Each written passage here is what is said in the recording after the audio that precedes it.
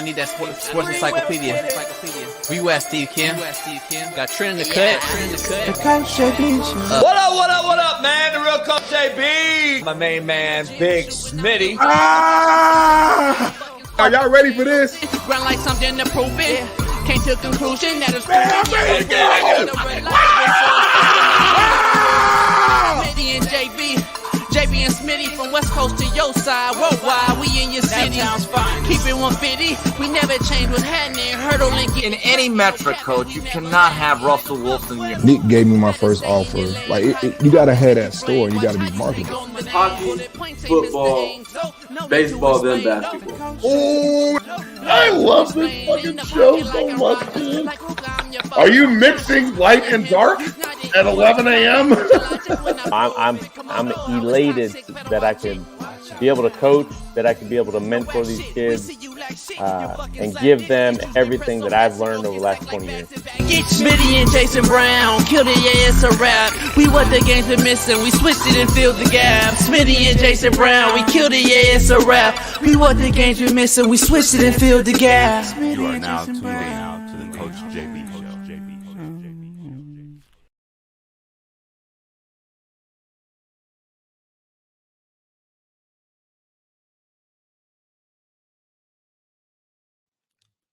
Hello? Can you hear me? Derek. Man, God, I hate this dang phone line, man. I'm sorry, JB. I spent all this dang money on this phone line, and the signal was horrible. I don't get it. Guess what? All right, appreciate you. We got a new deal with Mint Mobile. I just saved your whole life in phone drama. Mint Mobile is now a new proud sponsor of the Coach JB Show with Big Smitty. Stop playing. Your problem's been solved. We got a partnership with Mint Mobile? You talking about Ryan Reynolds, Mint Mobile? Stop playing right now. Hold on. Let me Google this real quick. You can try mintmobile.com/CoachJB and get 3 months free when you use the promo code CoachJB. Hey, man, I did a quick Google search real quick to make sure you wasn't playing around. They got plans as low as $15? They got plans for $30, unlimited everything. Speed, coverage, data, access to 5G, unlimited talk, text, mobile hotspots. You can talk in Mexico, talk in Canada, and they're built on the nation's largest 5G network. Are you kidding me, JB? Hey, and everyone wants to know how hard it is to switch to your service. Big Wireless wants to think it's hard. They want you to think it's hard, Big Smitty, but switching to Mint is super easy thanks to digital eSIM cards, which most phones now have. You can sign up and activate immediately right on your phone from the comfort of your own home. Mint Mobile does it all. Short, fat, skinny, and tall. That's why the Coach JB Show with Big Smitty is proud new sponsor using promo code CoachJB. Try mintmobile.com. This is where it's at. We got it, Big Smitty. So, hey, I'm switching over to Mint Mobile right now, JB. I'm done with this company I'm working with. They crazy. The line, it never works. The signal is out, and it costs too much money. I'm going over to Mint Mobile, JB, and y'all should do the same. Big Smitty, I'm calling you right now. JB, Mint Mobile. Mint Mobile, clear as day. I hear you clear.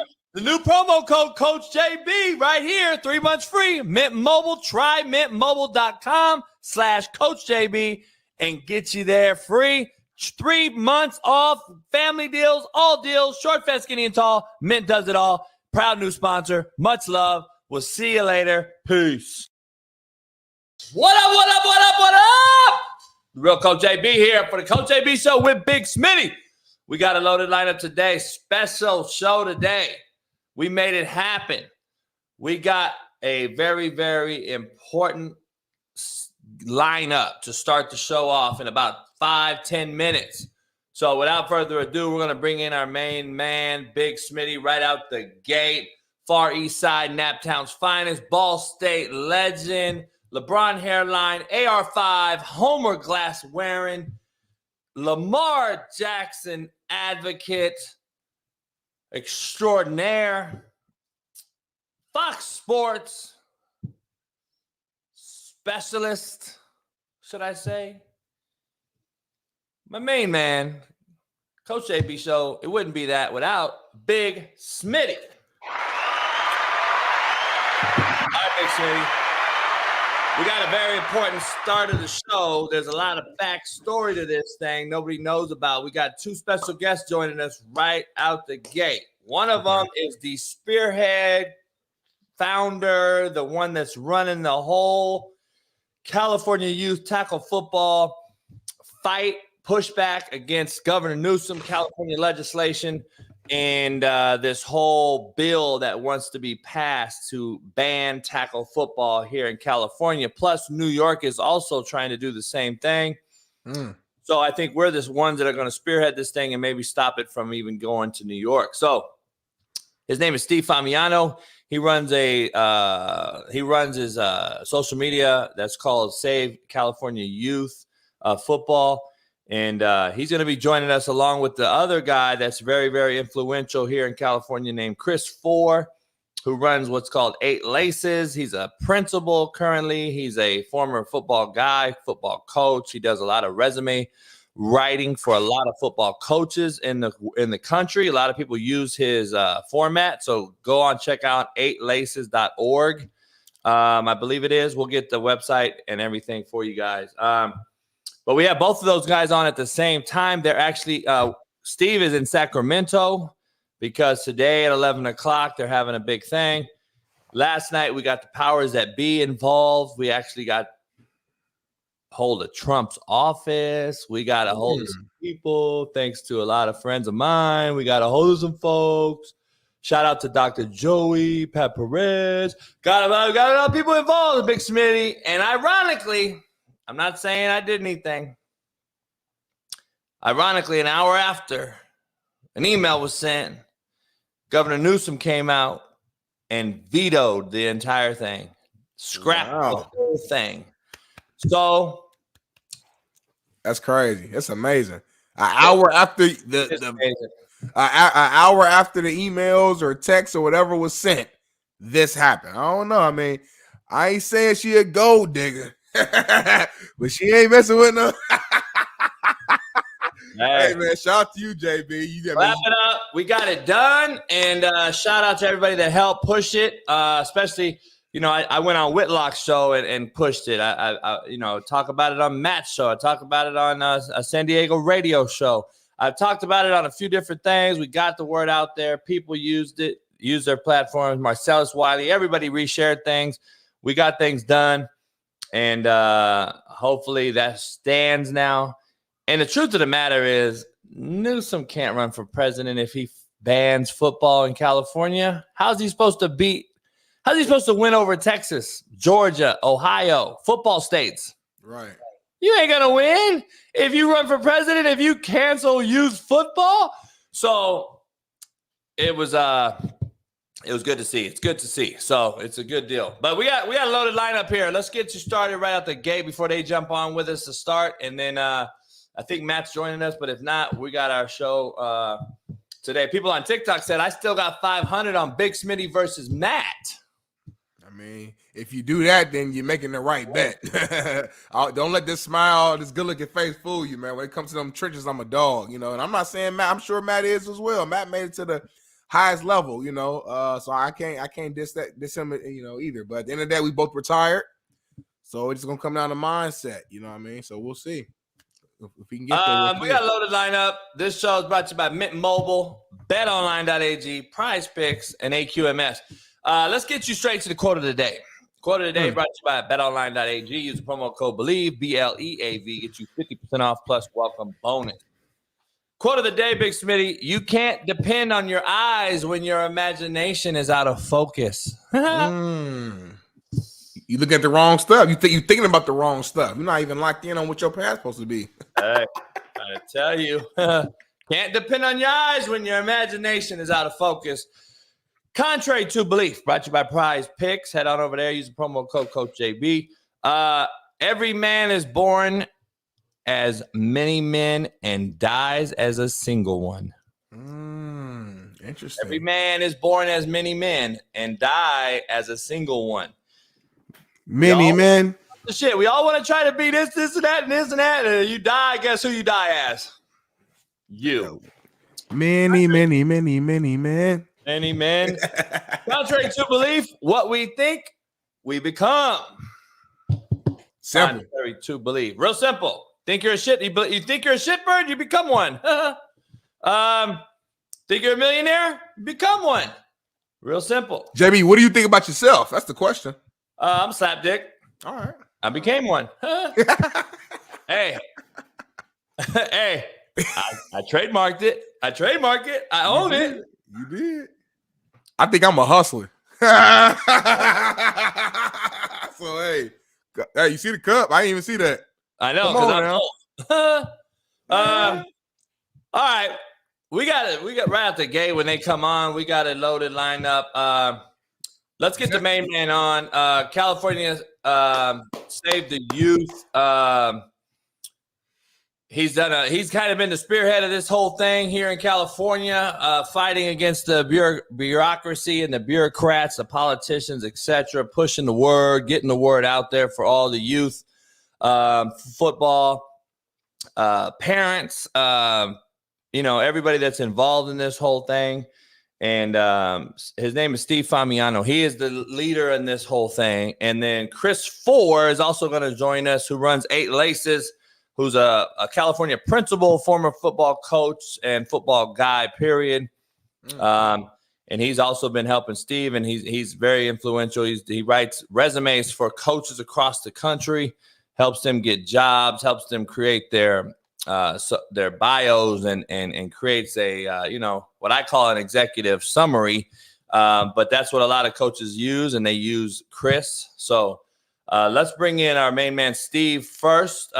Steve, what's up, brother? How you doing? What's up, guys?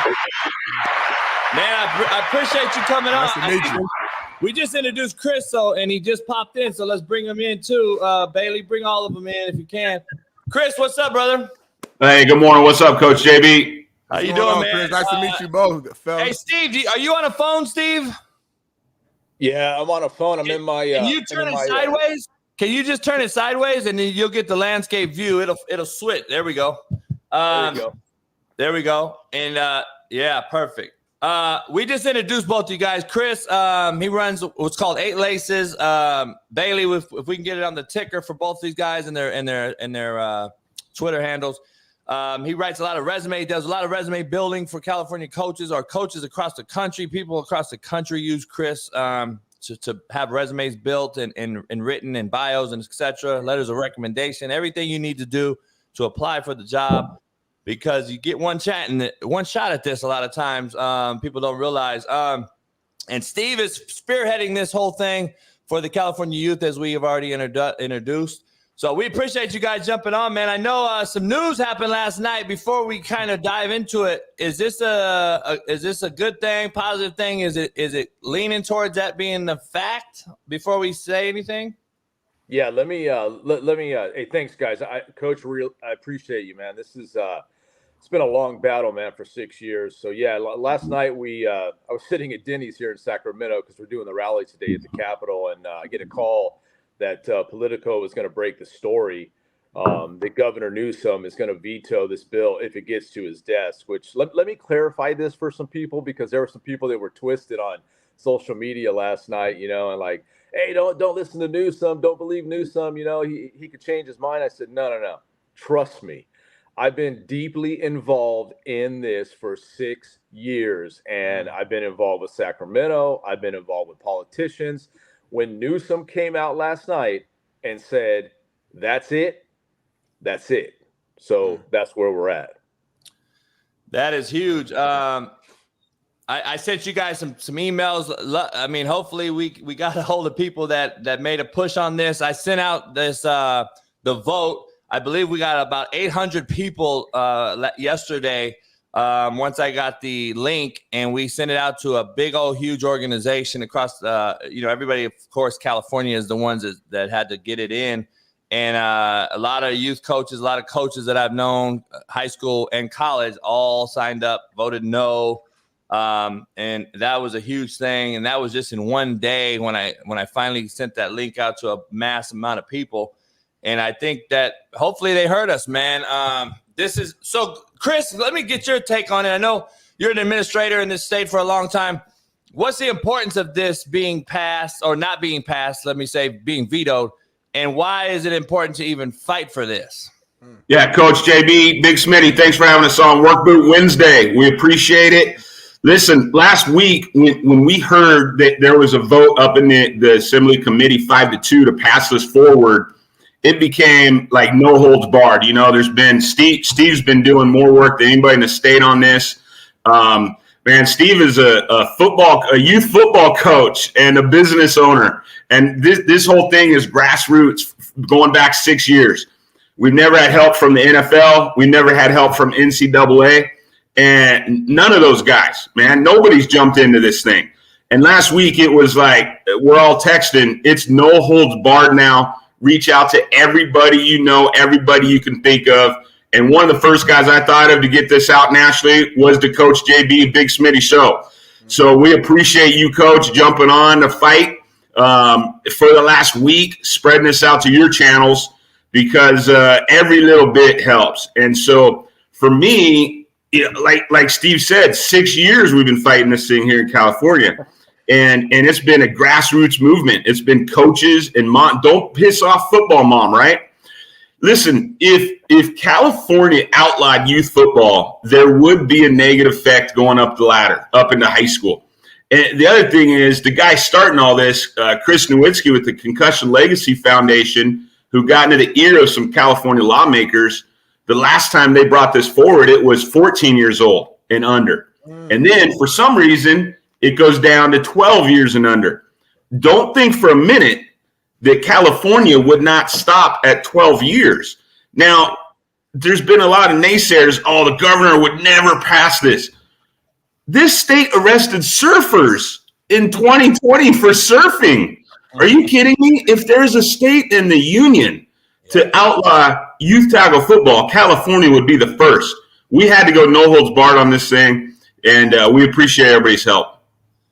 No doubt. Steve, I know you've been spearheading this thing, and it's important. I used to certify a bunch of youth Pop Warner guys years ago in Long Beach for most of the whole southern section area, from the IE Ducks all the way to Snoop League. The importance for this thing is a lot of high school coaches have reached out and come on the show, and they're like, JB, it's not just the factual bill that's trying to be passed. It's the coaches that are ruining it.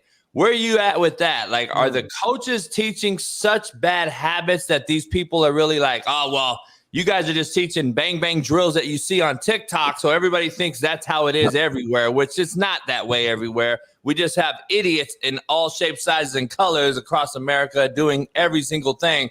Not just, I mean, we got idiots doing street races in the streets right here in LA. So is it more than just the bill being passed, or is it actually grown folks that aren't teaching the right thing that need to be abreast of all these things?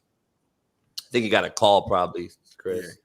Chris, Yeah, no, I'd say that there definitely are a lot of I'll put the word challenging. There are a lot of challenging things that we've seen around youth football. A lot of folks not following the proper policies and protocols. There's no doubt about it.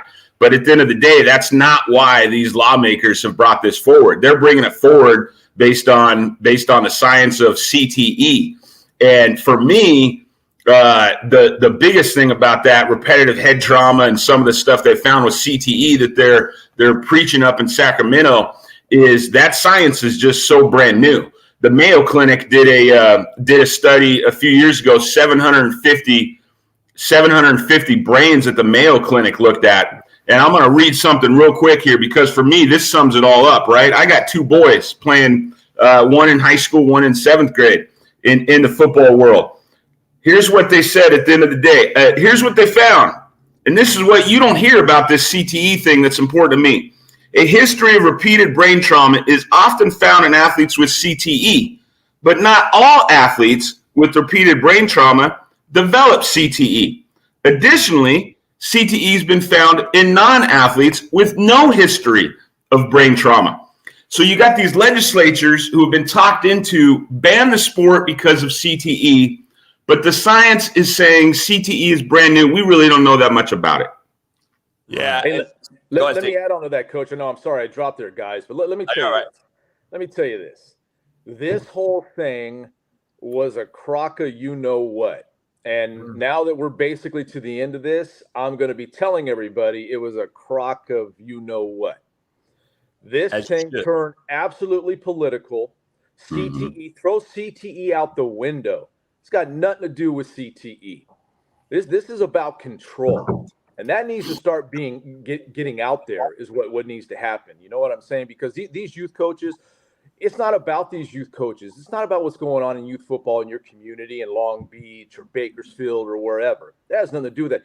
I can guarantee you, just from my conversations alone, 95 to maybe 98% of these lawmakers out of Sacramento have never walked onto a youth football practice or walked out to a youth football game. So if they're going to start making decisions about things that affect our communities on this level, you think you should get your rear end out of your car or out of your Sacramento office. Let's start there. Get down to these local youth football fields and start talking to your community. Because I can tell you this, I was on a few calls with some lawmakers on that committee who heard from their local constituents. And guess what? Every one of their local constituents said no on this bill. But what did some of those committee members do? They still voted yes. So this was some corrupt stuff going on. And I think finally we made enough noise to where it got to Gavin Newsom, our governor, who had some common sense and said, I don't want any part of this mess.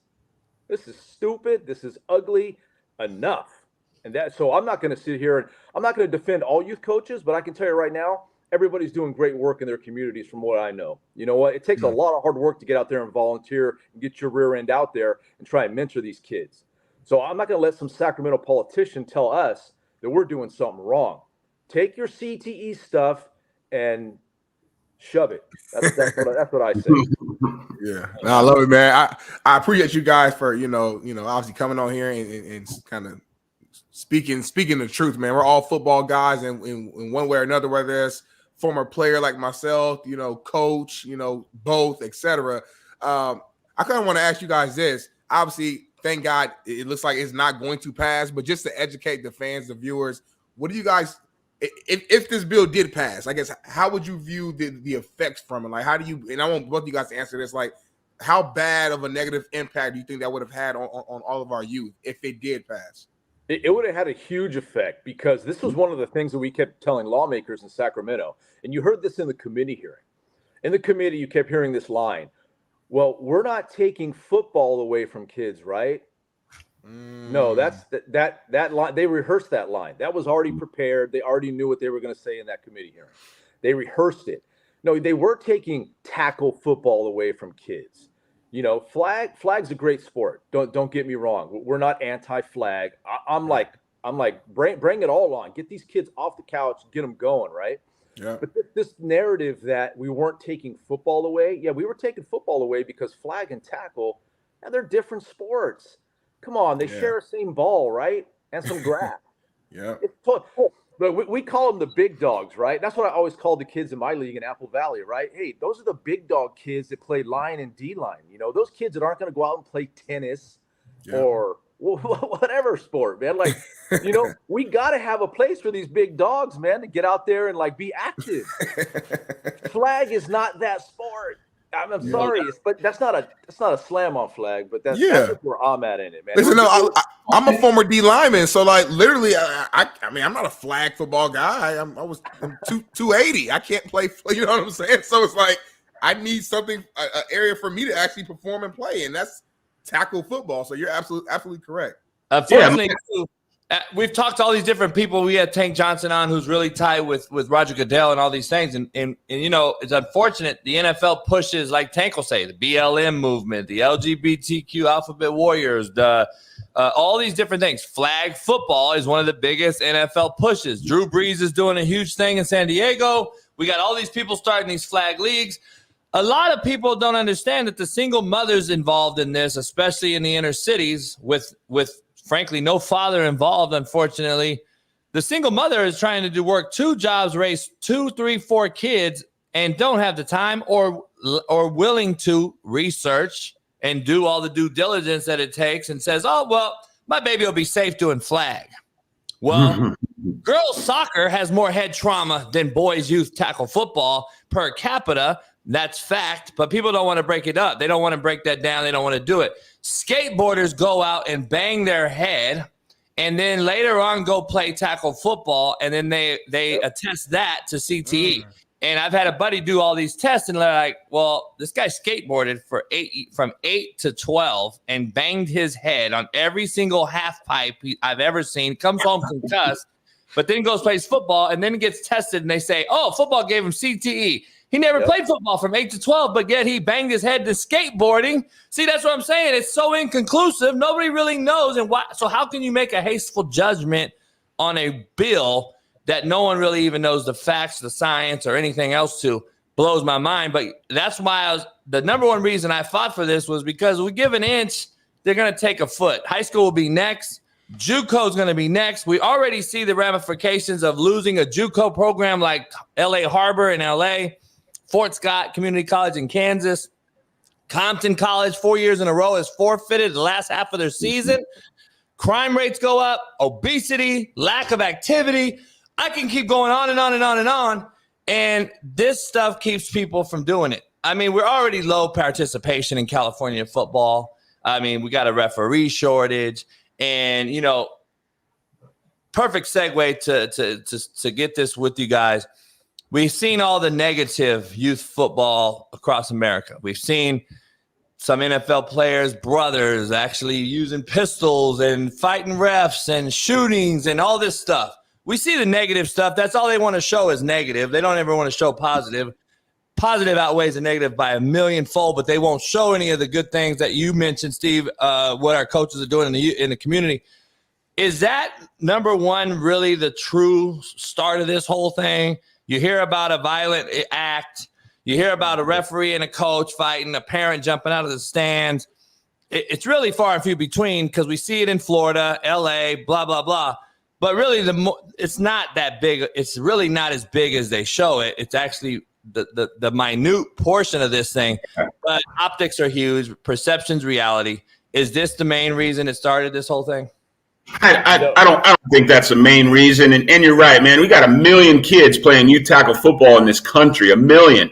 And you'll get one viral video clip, thanks to social media, that makes them all look bad. You know what I mean? Some, like you said, gangsters with, guns on the sidelines, wannabe gangsters. And you get one clip of a really bad Oklahoma drill and, let's ban the sport. You don't see the 999,000 clips of mentors helping those. My dad died when I was 9 years old. Guess who became my fathers? My coaches, right? Yeah. Coaches. I had more dads at the end of the day.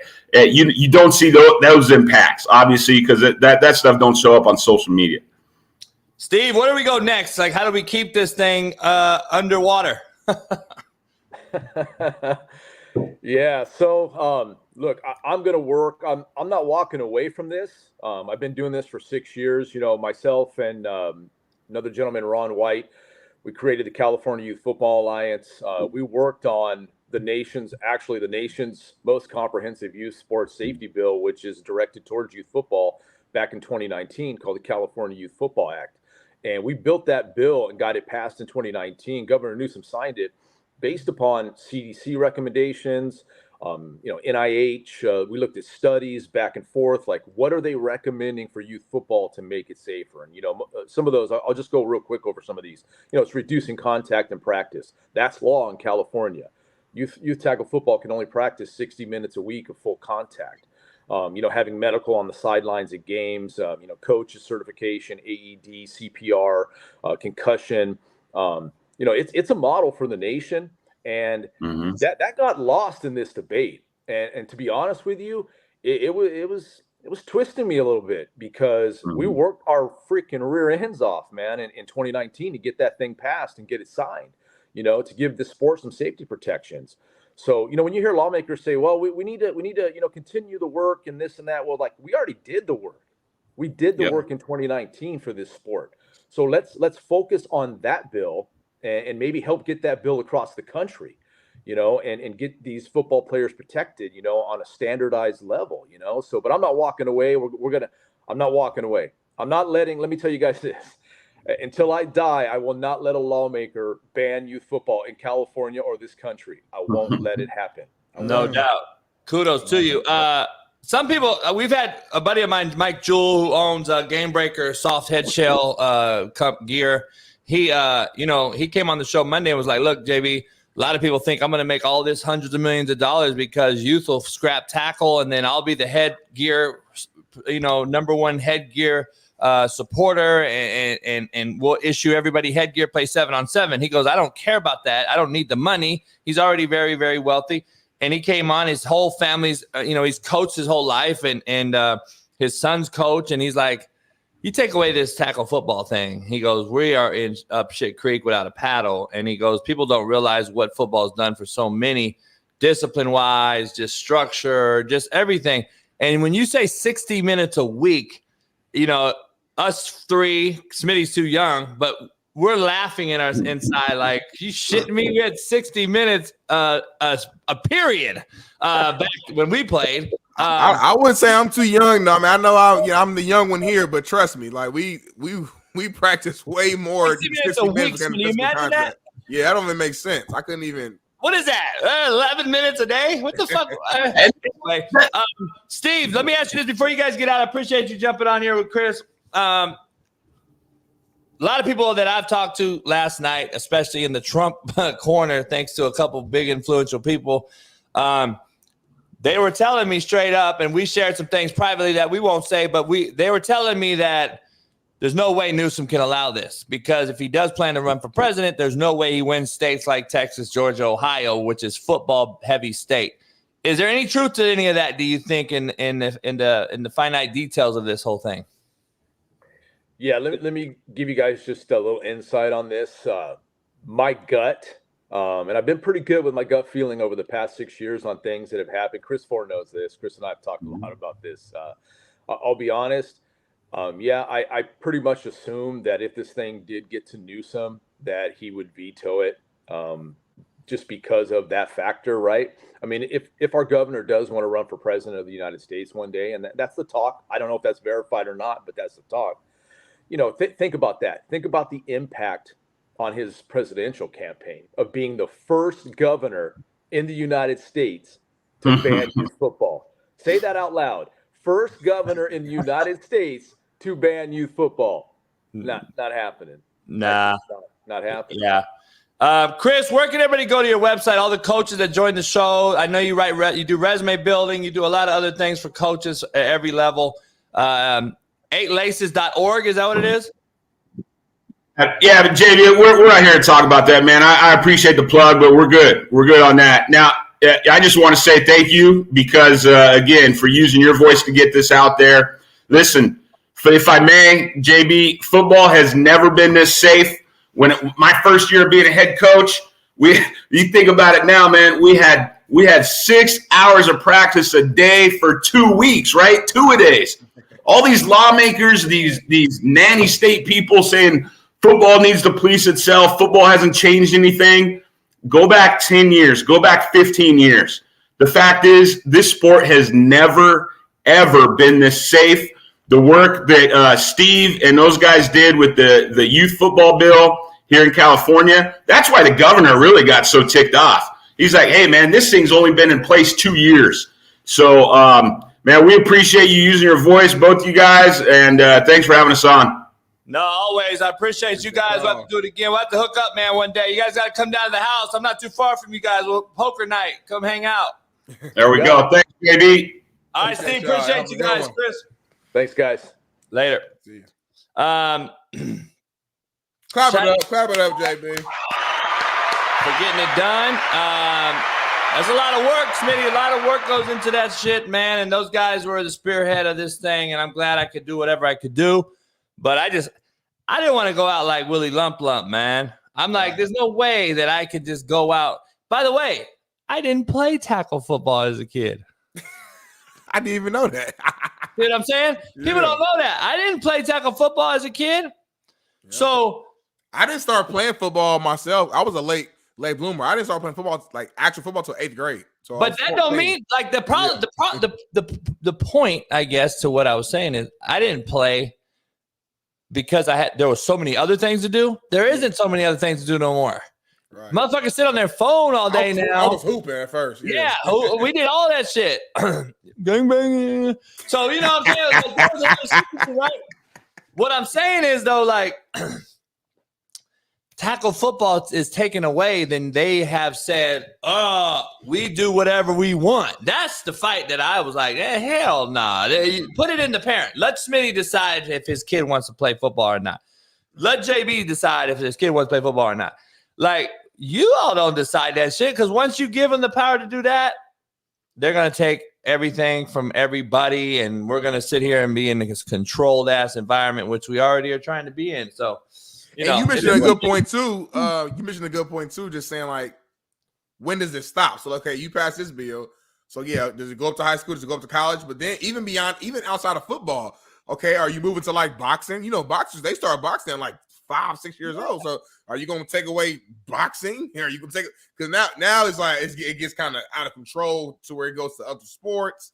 And now we're just limiting even the amount of sports in general that kids can play. On top of the increased use of phones and technology, now we're at a point where you talk about obesity. We're already in obese country as is. You start taking away the few things that we got. Oh my God, it's gonna get crazy. Yeah, it's crazy. I used to certify all the youth coaches. So all the youth coaches in California had to be certified by me, meaning it was a 2-day deal. You come down, we clinic in a huge auditorium, first of all. Then we go from that part to the field, and we go through skills and drills and basic fundamentals. And then there's actual certification that they have to pass and get through it. And you know me, cats. So before I took over as being appointed this position, everyone was like, basically come in, get coffee, bullshit 5-minute meeting, get a certificate, and they're gone. And I found out, and I'm like, you guys got some new shit coming here with me, motherfucker. I'm not. We're here for 2 days, 8 hours Saturday, 4 hours Sunday. And you all may not pass this motherfucking certification. Right. And this was Willie McGinnis, Snoop Dogg, everybody's whole teams, and they thought I was the biggest asshole. But listen, 99% of them were like, Coach, we need this shit. We can't thank you enough. You shouldn't be coaching my kid on a 5-minute certification, and you don't know shit about getting your eyes up, and you're going to break my baby's neck? Right. Get the fuck out of here. That's what's wrong with the youth, and that's why I'm like, dude, I'm willing to start something up where I coach the coaches and I clinic the coaches, because listen, I did it for 4 years, and I don't remember a lot of this drama happening in California. Be real, I'm not saying it's because of me. Well, what you saying? You saying something? No, you are saying something. Matter, dog. Are you just giving out the shit just to say? So all the coaches had to pay $20, Smitty, by the way. Okay. So guess what? The Cats before was $20, get 5,000 people, a big old payday, right? Nah, homie, if you're going to get paid to do something, then fucking do it right. Like, we had these jokers that were, just $20, come in, get your dude, homie, go in. Like, dog, people's babies are at risk, and you're teaching them for the future. Like, there's nothing worse than a part-timer. And that is what 90% of the youth football coaches are, unfortunately. Because let's be real, they don't pay. Yeah. You got to go, you work in another job, you're doing all these other things, and then you go out and you do it as a hobby, really. Let's be honest, it's a hobby. Yeah, you're volunteering, yeah. It's not your profession, it's not your career. So I don't know, man. It's interesting. It's interesting. By the way, we are going to be on Rumble every day now, just in case, we are on Rumble. So we're on Rumble right now, by the way. So we're going to be on both. So let's get ready to rumble. Yeah. In case something, in case some shit crack off, in case some shit jump off in this motherfucker. Mother want to try to cancel us from YouTube for a week. We go back to Rumble for that week. Come back here. We got options. Everybody that's a Trumper went over to Rumble right just now. They love that. Yeah. Hey, all the Biden cats stayed here. Hey, all right. We got a lot going on, man. First of all, let's get to the poll question. Poll question, Big Smitty. Will Trump be the next president of the United States? Man, That's the poll question. The reason I said this, Big Smitty, is because last night the Vivek cat, the Hamas cat, they keep saying that. He stepped down and said, "I'm going to join the Trump party." And may God bless our United States of America. Thank you, New Hampshire. It's good to see you guys. We're coming back and winning this in a landslide. We will not stop until we get this job done. Thank you all. God bless you and your families. Awkward. Awkward. And you see the end of the handshake. Trump was like, "I ain't having this." I don't know. I don't know. I just all that stuff just be looking so phony to me, man. Like is it not? The speeches sound so fake. Everything they're listen. Them guys are not boys. They're not homeboys. Like that little. You see, Trump clearly was like, nah. Like he don't. rock with him. You work for Hamas. You know what I'm saying? Like there's some questions out there. But he need them, or not need them, but they want to help each other. Like it's weird because like it's all money, Smitty. That's what I'm saying. They'll be debating each other and dissing each other hard, and then they'll back out and they'll join the person they were just dissing. Like that's like me and you on here, like you motherfucker, you a bitch, you a put you up, and then like a month later, hey man, vote for Coach JB. He's the best option here. Like what? I can't. They've been debating against each other for 2 months, and now I got to fall out and I got to jump on this bandwagon because I got beaten in Iowa or some shit. Of course, you got beaten in Iowa. Look at you, man. Like boss. You was going for him though. You talking all that? You was kind of not going for him. Hell no. Nah. You was rocking with his speeches. You was rocking with his speeches. I know nothing about him. I don't know anything about the guy. I fuck around and call him Hama. There's no way, there's no way this guy could be the president, right? I mean, I don't see how he could be. Not trying to be funny. But I'm just saying, who knows, man? The most crooked motherfuckers in the world, priests and politicians. I've been telling you that for years. I don't trust none of them. But it is what it is. Kamala called Biden a pedo. No, she did. When? During the debates like this, right now. And then she became his VP. Yeah. That's how it is. After she put a bunch of brothers in jail. Nobody want to talk about that. No, a lot of black people didn't rock with her at first. They just, I don't know. A lot of people I talked to, this is how they felt during the last election and probably this election. They was like, they don't like none of the options. So they just went with whatever option they thought was the best of two bad options in their opinion. That's what a lot of people was that's what information I was receiving from a lot of people I know. And by the way, before people really knew about what was going on, and it's crazy, since COVID till now, people have opened their eyes, I think, to a lot of shit, right? Yeah. At the same time, I think people now look at it and they're like, damn,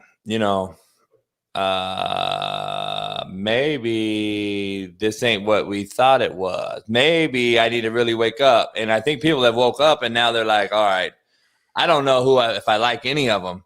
But at the time before we woke up, before COVID, I think people took the lesser of the two evils they thought, and they voted for Biden. Right.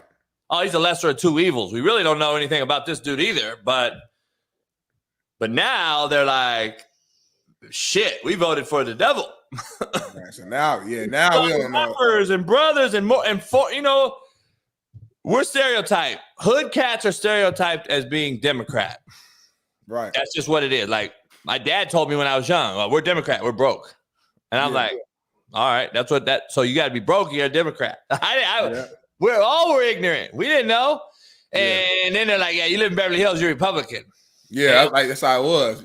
Yeah, that's how it was. And now it's like that wasn't the truth, but at the same time, it's like just because a lot of time Republican candidates typically do things that are beneficial to like taxes and stuff like that. So if you got money, it's like, well, shit, I want to go with that. Saving the rich, right? And if you broke, it's like that's taxes don't give. I'm broke. That don't impact me at all. So a lot of times the Democratic candidate will at least put out the message and the facade. They'll say, we're gonna do this and that for the poor. So like the messages that goes out sounds like the Democrats are for the poor, but then they get voted in, and then it's like But either now, you just lied, or B, you don't have the power to do what you said you was gonna do.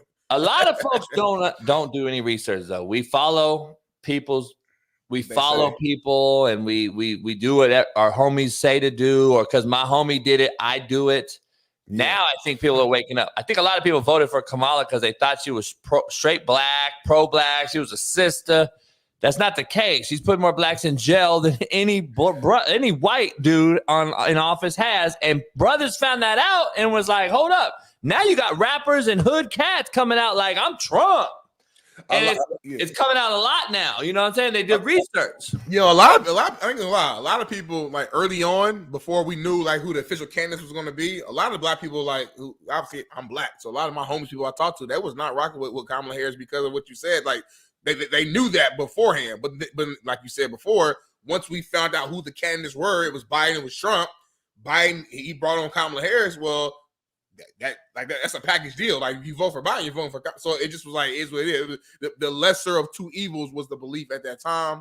Like I said, I'm not somebody who's super into politics. I know, hey, I'm getting older. I probably need to be tapped into it more. I'm not saying that's the way to do it, but I just don't know who to trust, bro. Like, I put a lot of time and energy the last time to decide who I was voting for, and I was studying the local stuff, the judges, because it felt like there was a lot of pressure behind just what was going on during that time in our country. So I was like, let me like do my due diligence and really lock in and study all this. And it's just like, bro, you start to do all that, it's like, man, ain't none of these dudes good. If I'm being honest, you know, I'm like, so it's like, I don't know who to vote for. That's what makes it tough, you know. You don't know. That's the thing. But I also don't believe in to each his own. So I know some people who just don't vote at all, and I understand that. And I used to have that mindset too. But I also feel like I don't know if not voting is the answer either, though. So it's like damn, it's like, all right. It's culturally biased though. You gotta think, brothers was you guys couldn't vote for a long time. So right.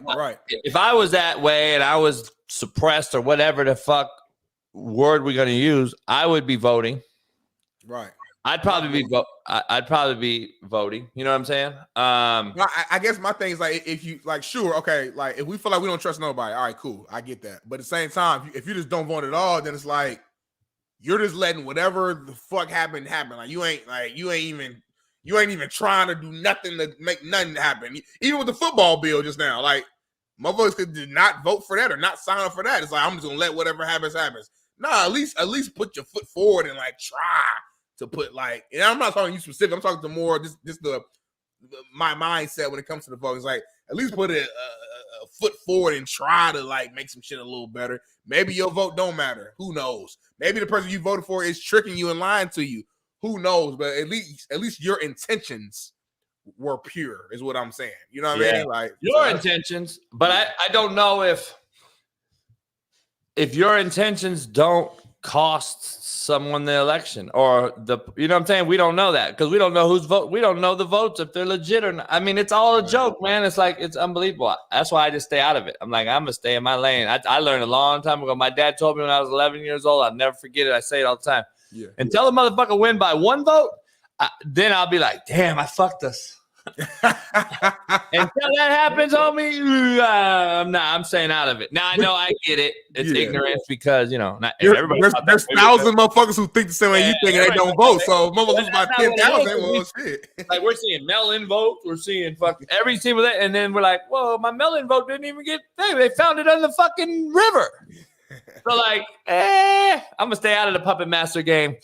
All right, let's get to brass tacks, Smitty. This show is politics. I know, huh? We do everything on this show. We're the realest show on planet Earth. Don't get it twisted. We do it all, short, fat, skinny, tall on this show. There ain't nothing to hide on this show. We do it all. Let me ask you, the thumbnail says Mike Tomlin is coming back.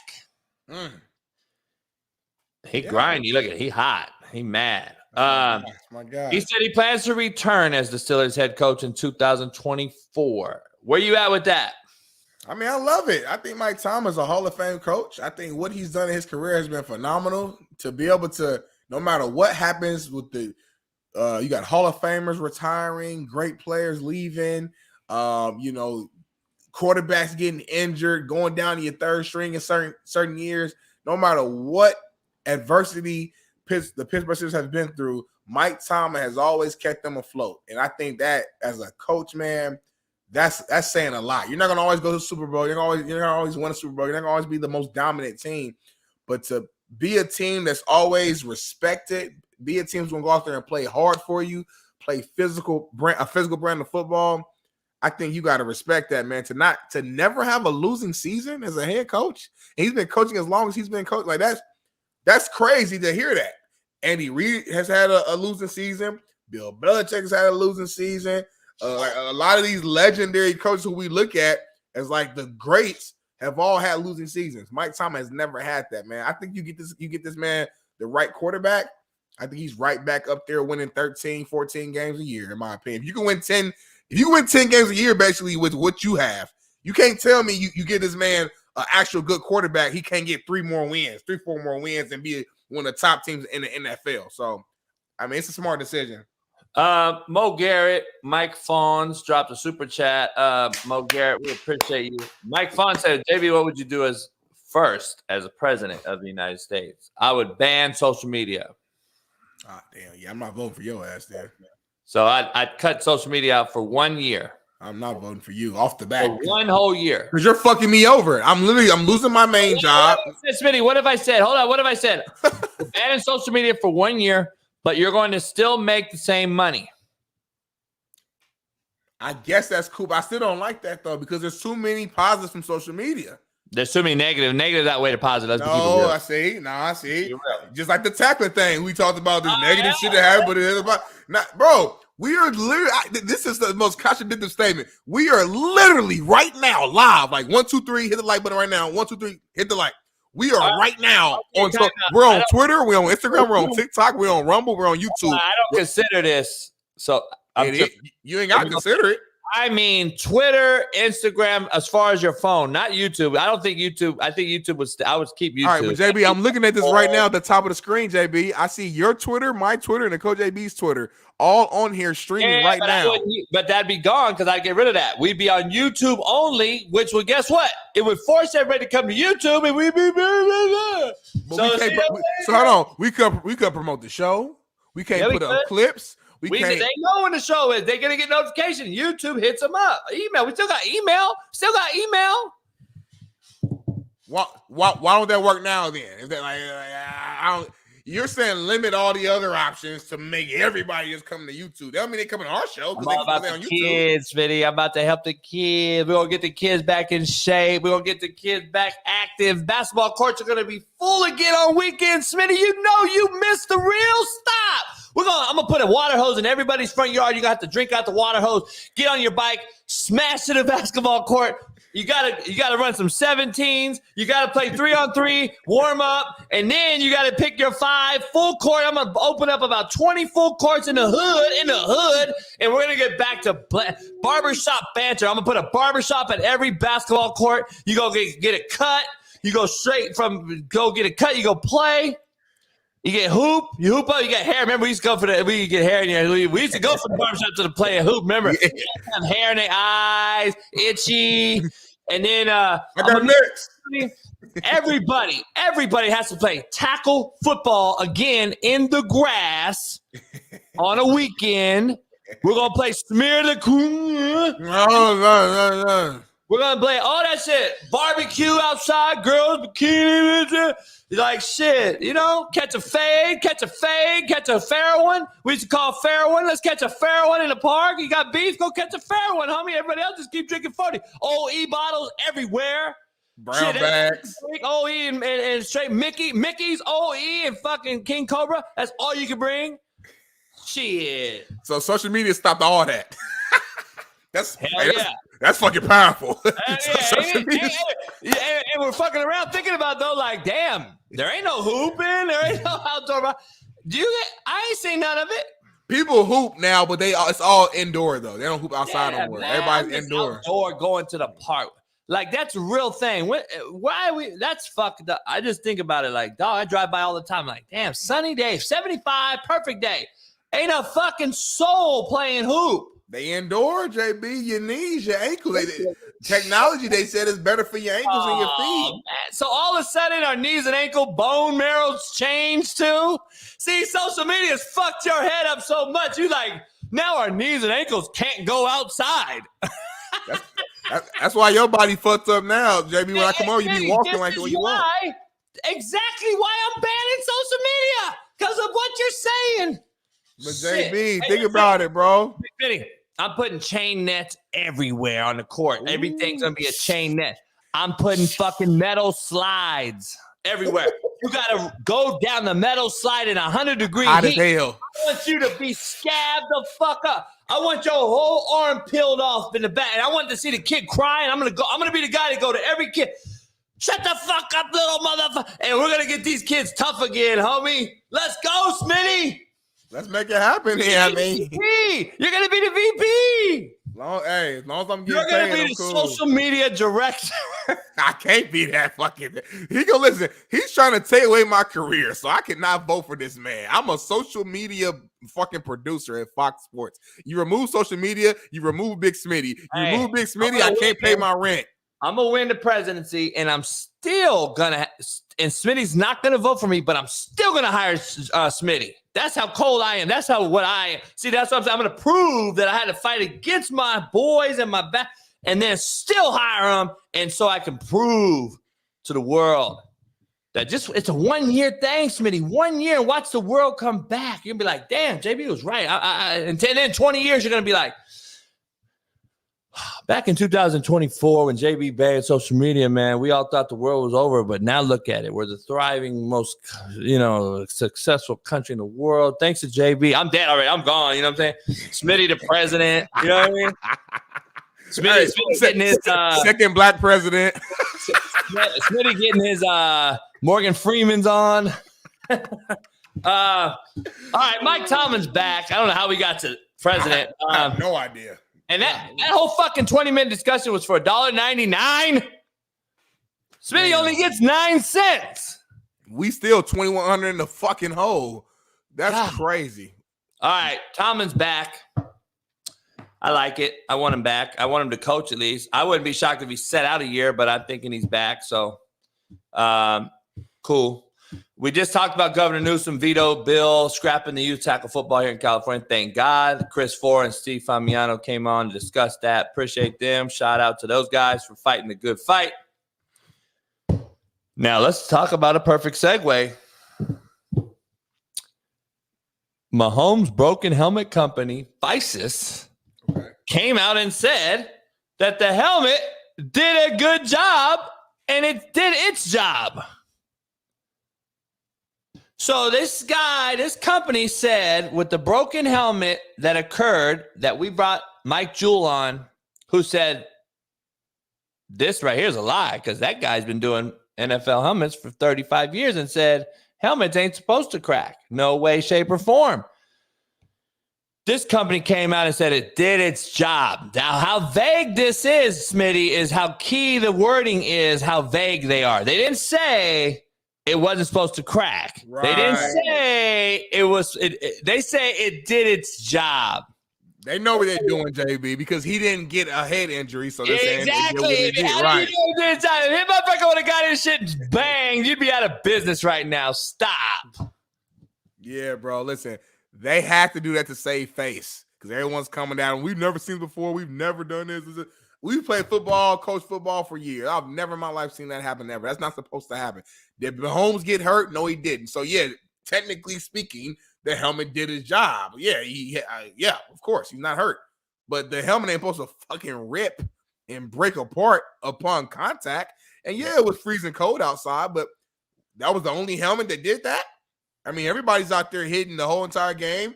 There was it's cold in Buffalo. That didn't happen. It's been freezing cold for weeks. That hasn't happened. So you can't tell me that was supposed to happen. It is no. Yeah, did it do his job? Yes, that's what you're supposed to say as a company. But come on, bro, you got to get that fixed. That's not what's supposed to happen at all. So I don't know. Jim Harbaugh. We all know. I said I think he's a Charger. He interviewed with the Chargers on Monday, 2 days ago. But he's not done. He interviewed in Atlanta a day after Bill Belichick interviewed in Atlanta. What do you think about Harbaugh interviewing in Atlanta? I think Harbaugh is just a great coach. So wherever he goes, he's going to generate success. Do I think he brings like a championship to Atlanta with Ritter as his quarterback? Nah, it won't be Ritter. It would have. Yeah, he would have to. If he goes there, he's have to bring on someone else, draft, make some trades. I don't know what he would do. I'm not sure what pick the Falcons have in this year's drafts, but I mean, I do like a lot of the pieces there in Atlanta. I know before the season started, you were pretty high on Atlanta because you're like, man, like you like everything except the quarterback. I think that's what you kept saying. They got Bijan there, got some young cats on defense, so I think he makes them like a competitor. I just don't know if they're a championship team. Compared to the Chargers, I think he goes there and he makes that the championship team. I think he's interviewing to show or to allow Michigan to come back and say, we can't do what you want. Right. Because there's only one job he wants. Let's be honest. He don't want Atlanta. He wants that Charger gig. The only way I can see him going to the NFC is just to not play his brother possibly in the playoffs until the Super Bowl, like they did already once. Yeah. Atlanta would give him that opportunity. The Chargers, they're going to have to go through each other in the playoffs, right? Yeah, I mean, but listen, his brother might get another Super Bowl ring this year anyway. So he's going to have 2 to his fucking arsenal. So, I mean, Jim's not tripping. He's like, bro, you already got 2. You already beat me. So let me go. Speaking of John, let's take a listen on what John had to say about his brother and why he is a great head coach candidate. What kind of coach do you think? What would Jim bring to the NFL if he decides to make that decision to make the jump at this point in time? What kind of coach would a team be getting? Tell us. I mean, it's the same coach that he's always been. It's the same person he's always been since he was a kid. He's a high character, high energy believer. He's a true believer in the things that go into building a team. He's one of the best team builders. He may be the best team builder in football right now. Nobody builds a team better. I mean, he knows how to put it together, top to bottom. He knows how to include people. He knows how to make them a part of it. He knows how to empower people. He's a great football coach. He believes in football. He believes in playing football the right way, the fundamental way. And you've seen it, Adam, with every team he's ever coached. He was that kind of a player. Then he goes to San Diego, and he's that kind of a coach. Then he goes to Stanford. Then he goes to San Francisco. Now Michigan. That's proof right there. It's not accidental that he keeps building these teams up the way that they are, right? Absolutely. What you think, man? What you think? I mean, I listen. I want to see him in the NFL. He's done his job in Michigan. He brought them a championship, first time in years. It's on to the next thing. It's all about leveling up to me. I know the grass ain't always greener on the other side, but we've seen him in the NFL, and we've seen him take a team to the Super Bowl. So he's not like other coaches who, like, I know Saban had his tenure in the NFL. It wasn't so hot. You had other coaches who tried to, Urban Meyer, a few other coaches who had a short stint and it wasn't so hot. But this guy has shown that he can coach at both levels at the highest level. So why not go to NFL, kind of right your wrong, so to speak, by finishing the job that you started in San Fran and going ahead and getting you that ring. He does that, man. He's already, like, to me, Hall of Fame level coach, but he does that. It's like a different type of atmosphere. You go get a natty, you've been to 2 Super Bowls and you get you one. Woo wee. Especially with the Chargers, who's always been like the little brothers, especially now since they're in LA. They don't really get no fans out here. He comes out here. I'm sure he's bringing a ton of fans will come out to support him. So now it's just like it'll change the game, man. He will be a true just legend, And again, the Harbaugh family, man, we got to give them some more love. I just think from Pops to his sons, I couldn't imagine being like their father. Like, you got to be so proud just seeing your kids have all this success. Imagine if the Ravens really do win a Super Bowl this year. Both your sons won at the highest levels of their jobs. Like, as a father, JB, that's got to feel incredible. Yeah, no question. Yeah,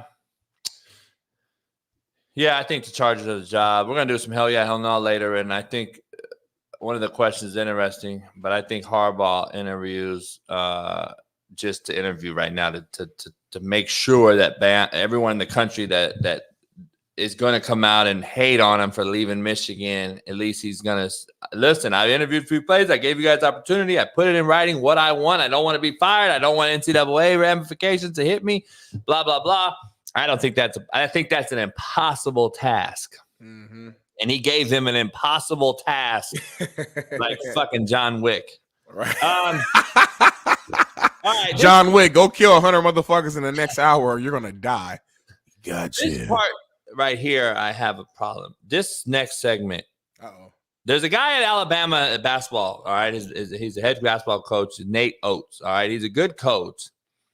I've had several shows about this guy for over the last couple of years. So he took over. He did a really good job. He came out. The first thing that rubbed I did a whole rant on this motherfucker because he came out disrespecting Coach K at Duke. And I'm sitting there like, motherfucker, you haven't won shit. And you really, this is again, back before you came on, I was like fighting that whole, that lack of respect for the elders, whole thing, right? Yeah. So then you have the kid situation with the gun and the shooting and the kid giving the gun and all that shit at Alabama, right? And then he had another run-in last year with another coach on a situation thing that he did at Alabama. He's had run-in after run-in. Last night, this guy continues to be the biggest shitbird coach out there. I'm just being honest with you. I have no respect for this dude. And he's a good coach. Apparently, he's winning and stuff. They still ain't won shit, but he's winning. He pushed a kid for Missouri who they were playing. And then afterwards tried to go holler at the coach like he was cool, and Mizzou's coach just wasn't having it. Bailey, can you show the clip?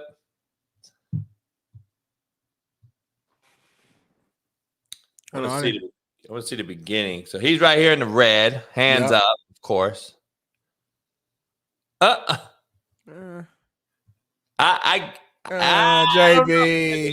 I don't know, Smitty. No, you shouldn't do it. But when you said push, I'm thinking like he's like. Look at him. That is like a major cocky. First of all, you don't start none. There won't be none. I didn't say he two-hand shoved him. He'd be fired today probably. Well, I don't know. He's got away with murder. So look. Where I'm from, you touch another player from another team, I don't care what kind of push. I'm cutting you. I mean, there's gonna be a fight. There's gonna be a problem. There's gonna be a fight. I hear you. I'm Matt, not. Matt, what do you think, Matt? Let me ask you, Matt. This real quick. This coach from Alabama, basketball coach, lightly shoves a player. I'm not saying he would push them or nothing, but I'm saying if you did that to my player, I'm coming to fuck you up. He didn't do anything though. He just said, go over there. Go over there. You're not supposed to be in this fucking scrum. Go over there. This is an Alabama scrum. Like what? He pushed him though. Yeah. Okay. Did he not? If that's a push, then I'm just saying, damn well. If he pushed your kid like that, Matt, go over there. If he pushed your son like that, you went tripping? I don't think he pushed him. I mean, kind of like. I would need context, I think. Yeah. He pushed him with his hand. He hit him with the chest. He pushed him. I don't know. I guess because I coach and I have these players. And you also don't like him either, off the rip. I'm just saying. I'm not saying you're consciously doing that, but I'm saying even subconsciously, if you don't fuck with somebody anyway, and they give you any fucking ammo to call them out, subconsciously, if that was a coach that you just respect so much, and let's say Coach K did that, trust me, we would not. Coach K pushed his player. You two have been on this show. Matt has been on this show for 2 years now, talking about don't put hands on my kid as a coach. And now you're good with it? When did I? What? Remember we talked about the youth football thing, and you were like, man, if a coach touched my kid, we're having problems. Remember the whole fighting, the whole youth, the coach came down and beat and grabbed the kid and dad and all that? And like pushes the fuck out of a kid or hits him, then yeah, we have problems. But this is play it again. And JB, be real. Play it again. Maybe I'm missing something.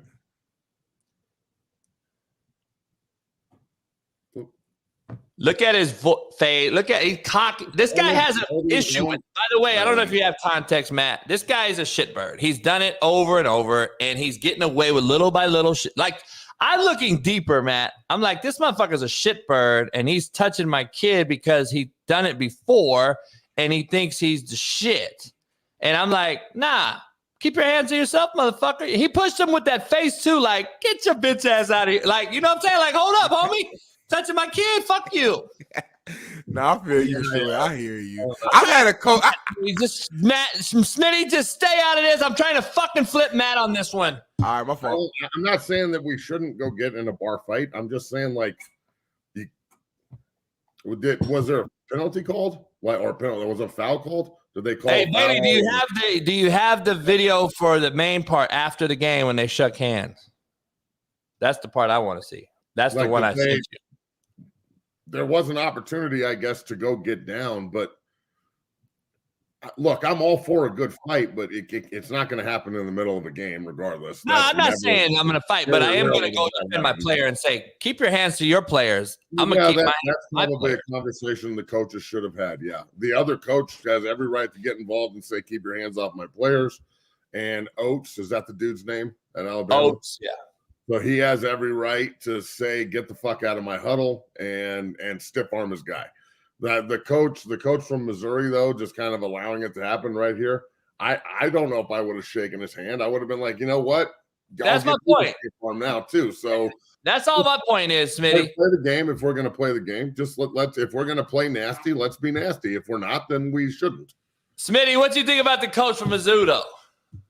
I mean, you could tell that he didn't really have a lot of respect for him because he didn't make any eye contact with him. Like he just kind of like he just shook his hand because you kind of optics you have to as a coach, but he just kind of shook his hand and looked past him and went. Again, two things can be true. I'm not saying. Listen, at the end of the day, if you're my guy, like if you're my player, if you're my brother, my whatever. And someone else touches you in some way, I'm gonna naturally defend you because that's our relationship. But that like it doesn't mean that the offense was that big of a deal either. Like two things can be true. Like that, I don't think the coach really shoved him. But at the same time, if I'm the coach of that player, I'm going to stand up for him anyway, just because that's my player, and I want him to know that I have his back in every situation, small or large. So that's my thing. I think.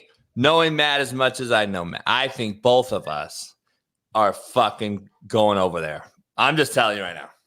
To do what though? Like to say something or to choke? I would definitely say something after the game, but during the game, if I even see it, I mean, I'm at least saying keep your hands off my fucking kid. That's at least what I'm telling them. There's definitely some vocal. There's definitely some vocal for sure, but there's not going to be any. No, I'm not saying I'm going to go fight him during the game. I'm just saying there's definitely going to be some action.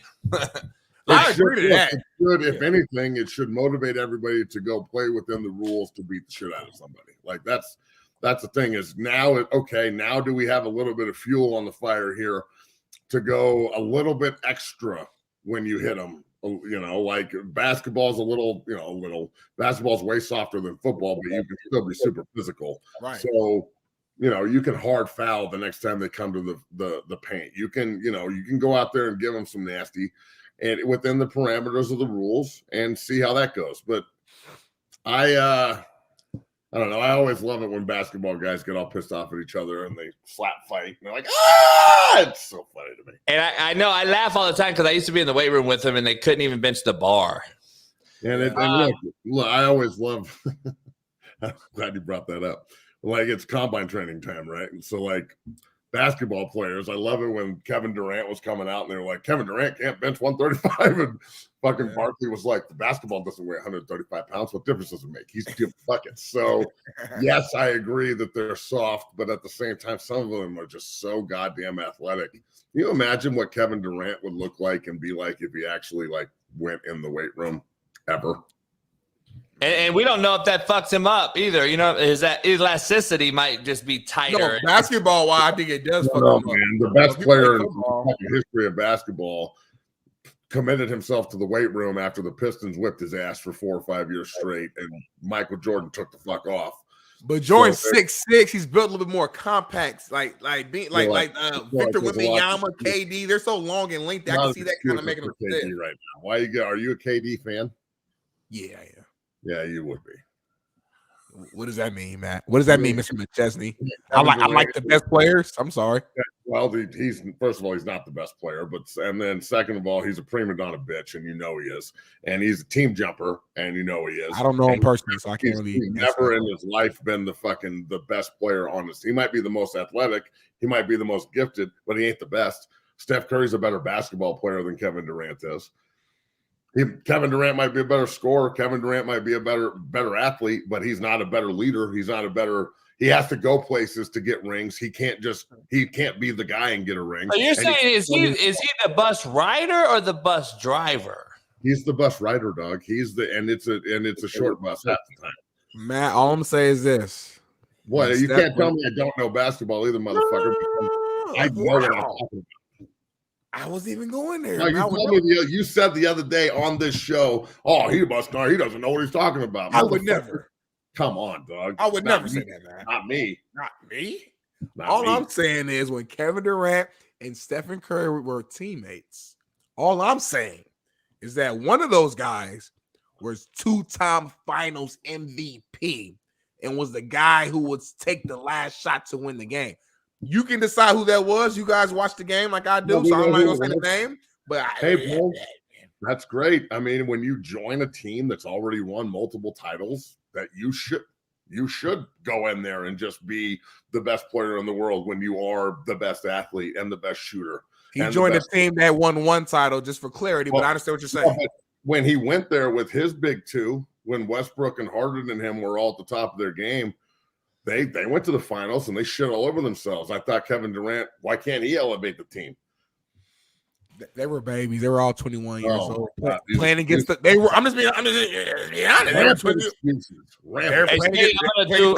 gonna do your role. I'm gonna do what you tried to do yesterday to me to Matt. I'm gonna do it to Matt right now. What? All right, Matt. Listen, Matt. We have a very controversial topic that we want to discuss. Don't talk to me like that. We have to make sure we're calm and collected in this situation. So what we're gonna do is, I already got banned on TikTok once this morning. I've already been banned on TikTok today as well, sir. I'm banned on TikTok, and they were like, "Yeah, he can't be invited." Violation! I just got another violation warning. I didn't even do anything. So why are you guys so soft on TikTok? Matt. What, Jason? Matt. We have an issue. The University of Colorado, your near and dear alum, had their first team meeting. Yesterday. They had their first team meeting, Matt. We're trying to be calm. They had their first team meeting yesterday. And the two spearheads and figure face of the show program, Shedeur Sanders and Shiloh, were in Paris doing a runway walk. Do you think this is conducive to successful behavior in winning a Big 12 title and going to a bowl game? I just want to know what you thought of the construction worker, Shedeur Sanders, and the camel wearing baby oil, Shiloh. Please give us your thoughts. I'll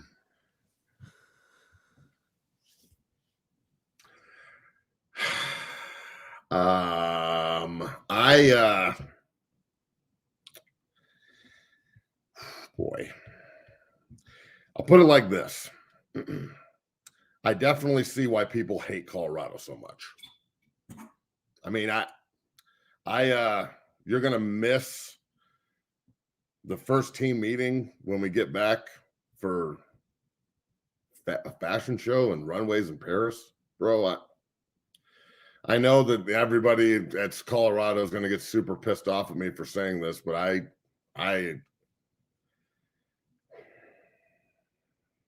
not. I gotta help you. I gotta dive in and save you, homie. You don't know what to do here, bro. Like I gotta save you, dude. Hey, man, I gotta save you. I gave you the full picture. Man, you gotta cut this for Matt, dude. No, geez, thanks for setting me up like this, you asshole, and making me This is a I did not want I you can't in here, dog. I don't do the whole fashion thing. Number one, it's not important to me. And team meetings are important, and I don't know the answer to this question. Anything I say is wrong. Everybody's going to get angry at me for having an opinion. If I don't agree with them that they should go do their fashionista stuff, then I'm a piece of shit. And if I do agree with it, then I'm a fashion icon or something. I don't know, man. I don't know what's happening. I don't understand the question. Can I plead the fifth? Can I plead the 1, 2, 3, 4, 5? Can I plead the fifth, please? That is a fashion icon. 1, 2, 3, 4, dog. Like, I'm not a fashion icon. I'm not a fashionista. I don't know what to say. I don't know what to do. I'm super confused. I don't appreciate the question and how you set me up like this. And I mean, they looked good in their hunting gear, I guess, but I don't understand, man. What are we doing? I'm wrong. Everybody's just going to get super pissed off at me now because of you. And you asked me this question knowing that it would just make me be super like, Smitty, man, what am I supposed to do here? What the fuck, man? What am I supposed to do, man? What am I supposed to do here, man? This isn't cool, man. Talk about being between a rock and a hard place. God. I know shit, dude. Like, what the fuck, dude? You hear Nat's voice? You're asking me? You're asking me of all people, what do I think about the fashion show? I think it's. Can we get this cut for vertical clip? I don't know how to say this any other way that we probably shouldn't be missing team meetings to be in a fashion show. If we don't want to give everyone else ammunition to use against us. And then, like, look, I'm not hating. I'm not a piece of shit. I don't dislike Shiloh or Shador or Coach Prime. I don't dislike Paris. Fashion's cool. Pharrell is awesome. I don't dislike the fucking, who was he hanging out with? Off Take or Takeoff or that guy? Wasn't he hanging out with him too at a club? And then they were talking to him. Yeah, there you go. It was Quavo. Yeah, and he's up and you're too much motion and they couldn't handle them, blah, blah, blah. And so, like, is everybody going to get mad at Quavo? I didn't say that. I didn't say it. I wasn't at the fashion show. I don't know. I'm just trying to wrap my fucking stupid white brain around this, and I can't do it. I don't know what to do. Your brain's white? I thought it was pink. Confused. Hey, what did Takeoff say about him? No, it's just, first of all, that's Quavo. RP to Takeoff. That's Quavo. RP to Takeoff. That's Quavo. Yeah, my bad, man. Again, I don't know. Because, again, that's not me being a dick. I'm just I know. I'm naive. I guess I don't know. I'm still stuck in 1996. Quavo said, y'all boys need to tighten up. I don't know who Landing Pad is. Takeoff. I don't know none of these motherfuckers. I don't care. Can you read it, Big Smitty? So we cannot be racist. We're not a racist show. We want Smitty to read what I'm helping my white people, my white brothers out. You know what I'm saying? Takeoff has passed away. So it was the Migos was the group. This is the leader, Quavo. Y'all boys need to tighten up. Y'all had too much motion. They couldn't handle the motion. Basically, what that means is like y'all had too much drip, too much swagger during your walk, and the people couldn't handle that. The way y'all was doing, they couldn't handle that. He also said Shiloh's a big hitter, but needs to work on his coverage. So that's just football talk. Quavo played football in high school, was a pretty good player. So he's a quarterback. I have nothing against any of that. Why is it okay for him to say it and not Alum? Right. Again, like, this is my problem with the entire Colorado family, the entire fan base is they pick and choose who they want to be angry at, and then they're like, oh well, this guy's cool in my opinion, quote unquote, so I'm not going to be mad at him, and this guy over here is not cool in my opinion, so I'm going to be mad at him. And by the way, I don't know how anybody can look at this and not be a little bit like, what are we doing? Like, by the way, though, we're missing Quavo, the first Landing Strip, Pad, Takeoff, whatever the fuck. I don't care, but they're not going to be involved in Colorado football in 2 years or whenever. Matt is going to be, and that's why Matt came out and said, listen, there's not going to be any more involvement by these guys that come out. They're only there now because it's hype. It's hot. Yes, all these guys they're not going to be there to help. They're not helping. It's screwed up, man. It is what it is. Can anybody else, like, I hate to say this, but I'm like, could anybody else get away with this? Like if let's just come up with some random player on the team, tight end, they wanted to go do something to help themselves, because I guarantee you they didn't do this for free, right? Like it gives them followers and attention and social media, and you know that there's a lot of money in that world, and that's cool. No one's hating on this. I'm confused about the timing, but like, are we going to open up opportunities for other people to go do the same thing? You know what I'm saying? Like, yeah, is it going to be if, let's say, like somebody has anything, a football camp, right, and they schedule a football camp, and they're going to go make money off of it, and it's going to be blown up, and there's some entertainment guy and some actor or rapper or whatever that wants to be involved or whatever. Can that kid take the weekend off and not go to spring ball? Yeah, you are opening. I'm just saying, bro. Like, it seems like what? I know I'm wrong for asking this, and I'm a piece of shit, and I don't care about Colorado football and all this other crap that I'm sure is going to get thrown on me when I say this. But what is really the most important thing right now? It's got to be football. It's got to. I got to ask. So let me give my coaching part of it, because I am in the same boat as Matt. Having an opinion that doesn't agree with everyone's opinion. My bad. I'm in the same boat as Matt on his side of it. When I go out, if I go out on Twitter today and say this is a mockery and a joke of the sport, everyone's going to say I'm the old man on the cloud yelling at the clouds on the porch and all this shit, right? And that this is a changed game and blah, blah, blah. I'm trying to figure out what Matt mentioned timing-wise. The head coach is the dad of these two cats that are participating in this event. It looks very, very bad if I'm another player or a coach. By the way, they don't have a D coordinator or a O coordinator, and I've heard a lot of things I won't mention now, but we got a lot of other things going on. Don't start the meeting. See, if I was a head coach, when I was a head coach and I had certain things that I just didn't want to, piss up a rope about, like if I had a kid, let's say, one of my big kids, coach, I got a court date, I'm going to miss, blah, blah, blah. I've been known to push a whole meeting for the fact that I want everybody there. And if there's going to be things I got to piss up a rope against, I'm not gonna just beat a dead horse. I'm gonna make sure if it's for a real valid reason. If it's a bullshit thing, no, you're cut. Get the fuck out of here. If you're not at that meeting, you're cut. How does he look at his team today, or coaches or whoever, and say we've already started this off in 24 the same way we ended it? Like, what are we doing? Don't have the meeting today. Get your asses back from this fucking Paris thing, and we're gonna have our meeting on blah blah blah. You're the head coach. You can set the meeting whenever you want. I just think it's a bad optic, and I know I'm going to be hated on, but I don't really care anymore. I'm just like, don't miss my meeting. And listen, I've had coaches that had sons on their team and was like, you ain't missing this fucking meeting, and to his own son. So I'm trying to figure out how this is going to be perceived by a roster that just went through all the shit that this Quavo character just mentioned. Too much drip, too much swag. Cats can't handle that shit. You got your shit stolen at the Rose Bowl. Blah, blah, blah, blah.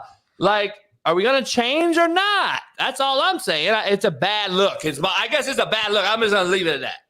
That's really all it is right now. It is bad optics. We all played the game. It's bad optics. You can't really show favorable treatment to any of your players, especially when you're the father of them. You almost got to be harder on your kids, damn near, just so it looks a little, you know what I'm saying, just looks right. So optically it's bad.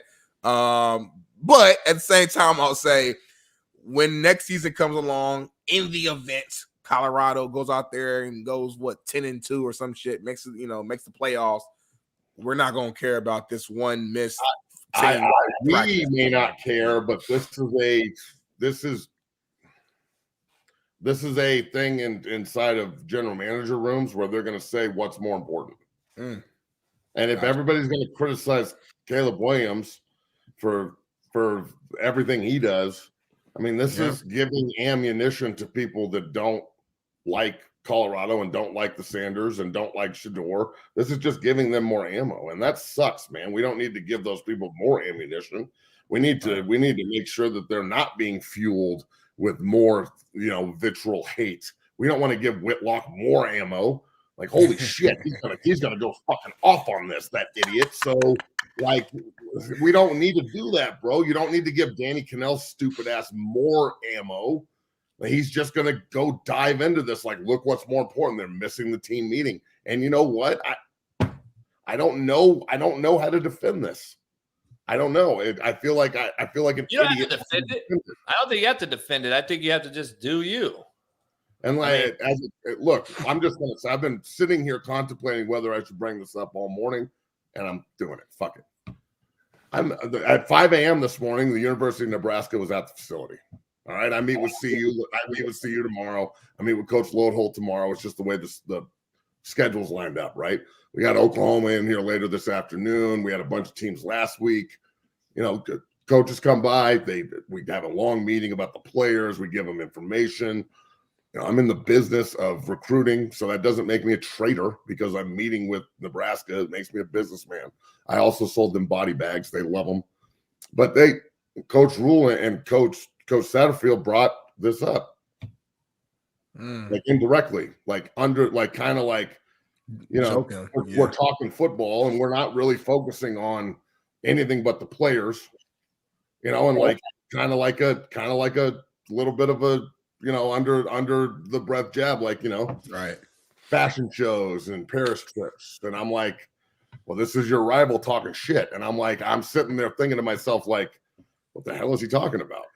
And I didn't even know what he was talking about until they left. And I had to go back on Twitter and figure out what the hell he was talking about. And I'm like, fashion shows and fucking Paris trips. Like, what the hell is Coach Rule talking about? And I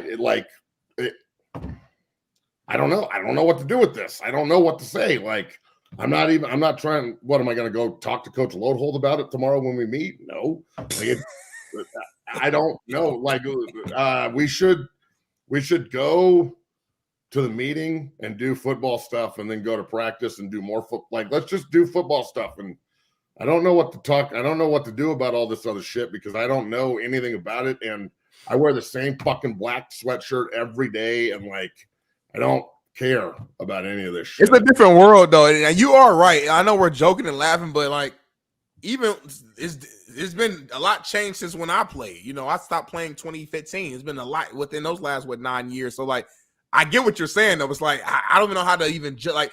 I don't even know what to say. This is where I think we're at when it comes to this NIL stuff in general. You know what I'm saying? Like, players are doing different shit that's not football related to go make money. They're doing and that's weird. Cool, but like, the timing, yeah. It's when can you win in any circumstance? Any football guy out there, any coach or player, when is it okay to miss football related activity for personal shit? Like, yeah, like never. When is that okay?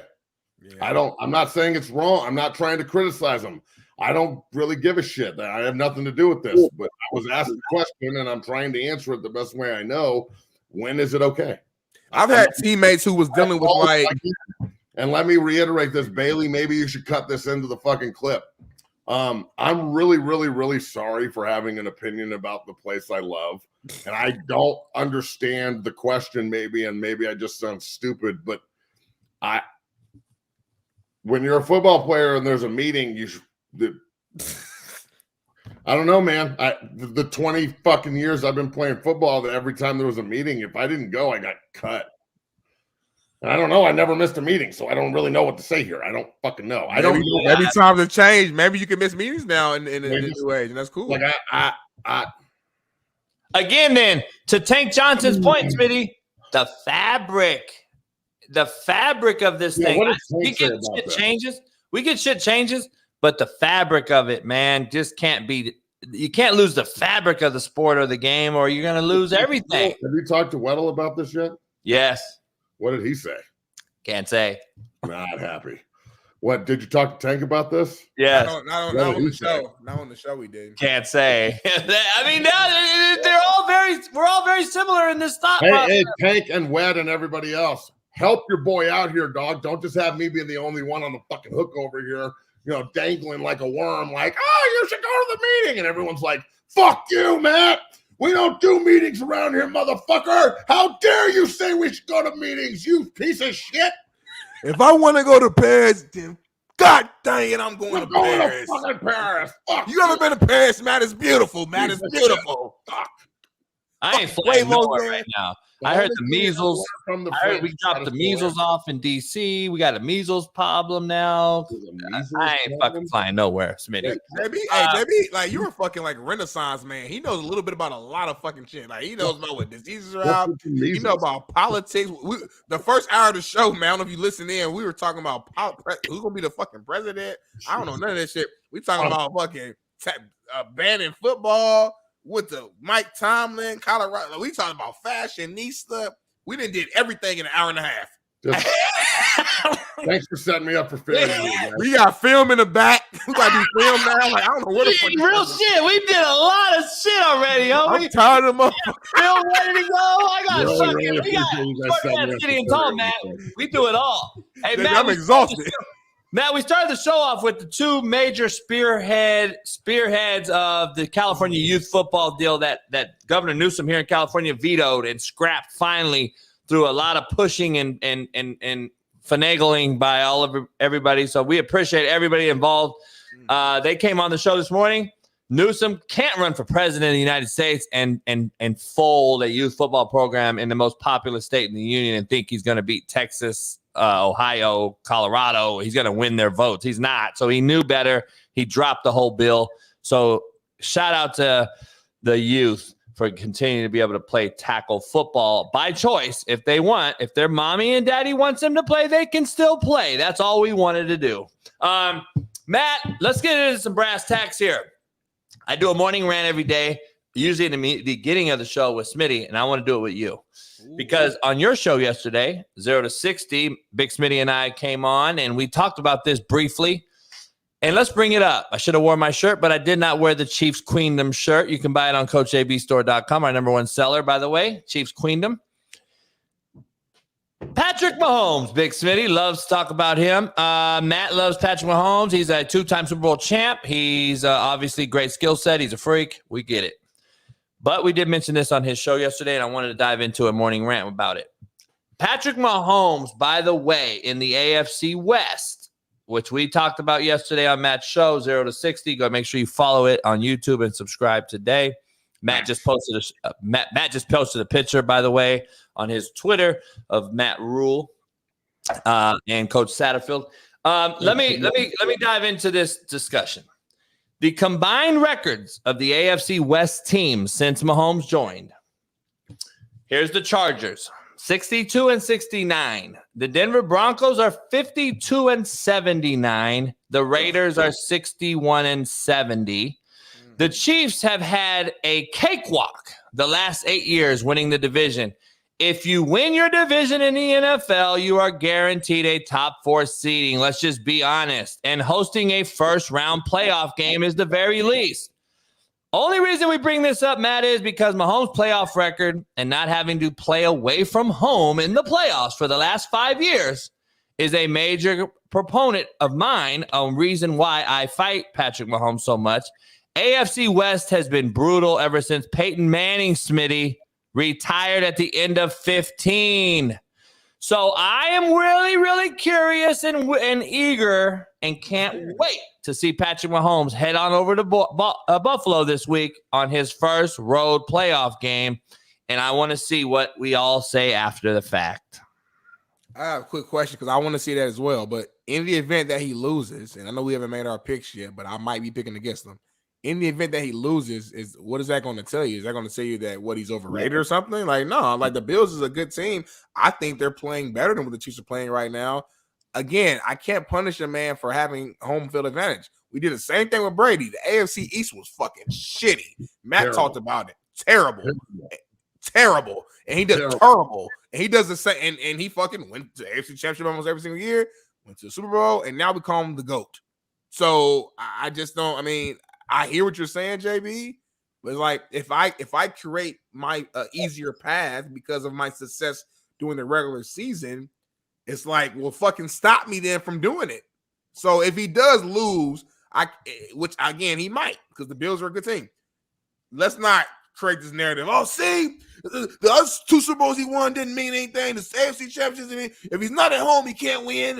Like, come on, bro. Time out. Be fair about Matt's point, though. To be fair, we're criticizing what many of us in this room are calling the GOAT, Tom Brady. So we're going to call Tom Brady out and say he played in the worst division of all time, but we can't do it with Mahomes. Get the fuck out of here with that shit, man.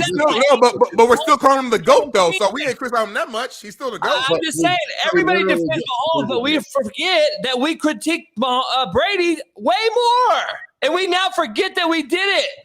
Like, come on, man. This guy is not above being criticized. I'm sorry.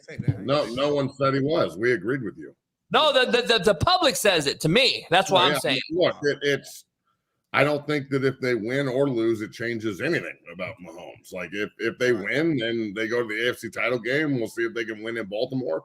Or if Houston pulls off a shocker, then they're hosting the AFC title game again. If they lose, then they went on the road and lost, and it will be about everybody that didn't support Pat, not Pat.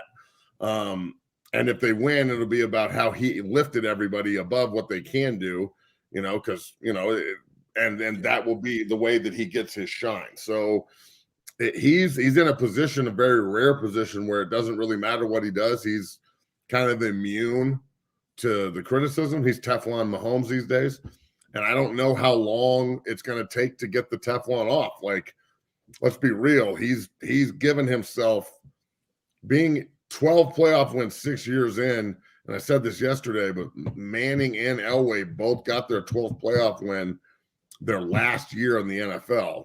So that I understand that there's things that he's had to his advantage, but you still have to win the division and win the games and win the Super Bowls. And he's consistently put his team in position to be in position to do that. So that's really all you can ask for, man. I mean, most places, the number one goal is to get into the tournament. I mean, that's when you start talking about, coaching and franchises and goals.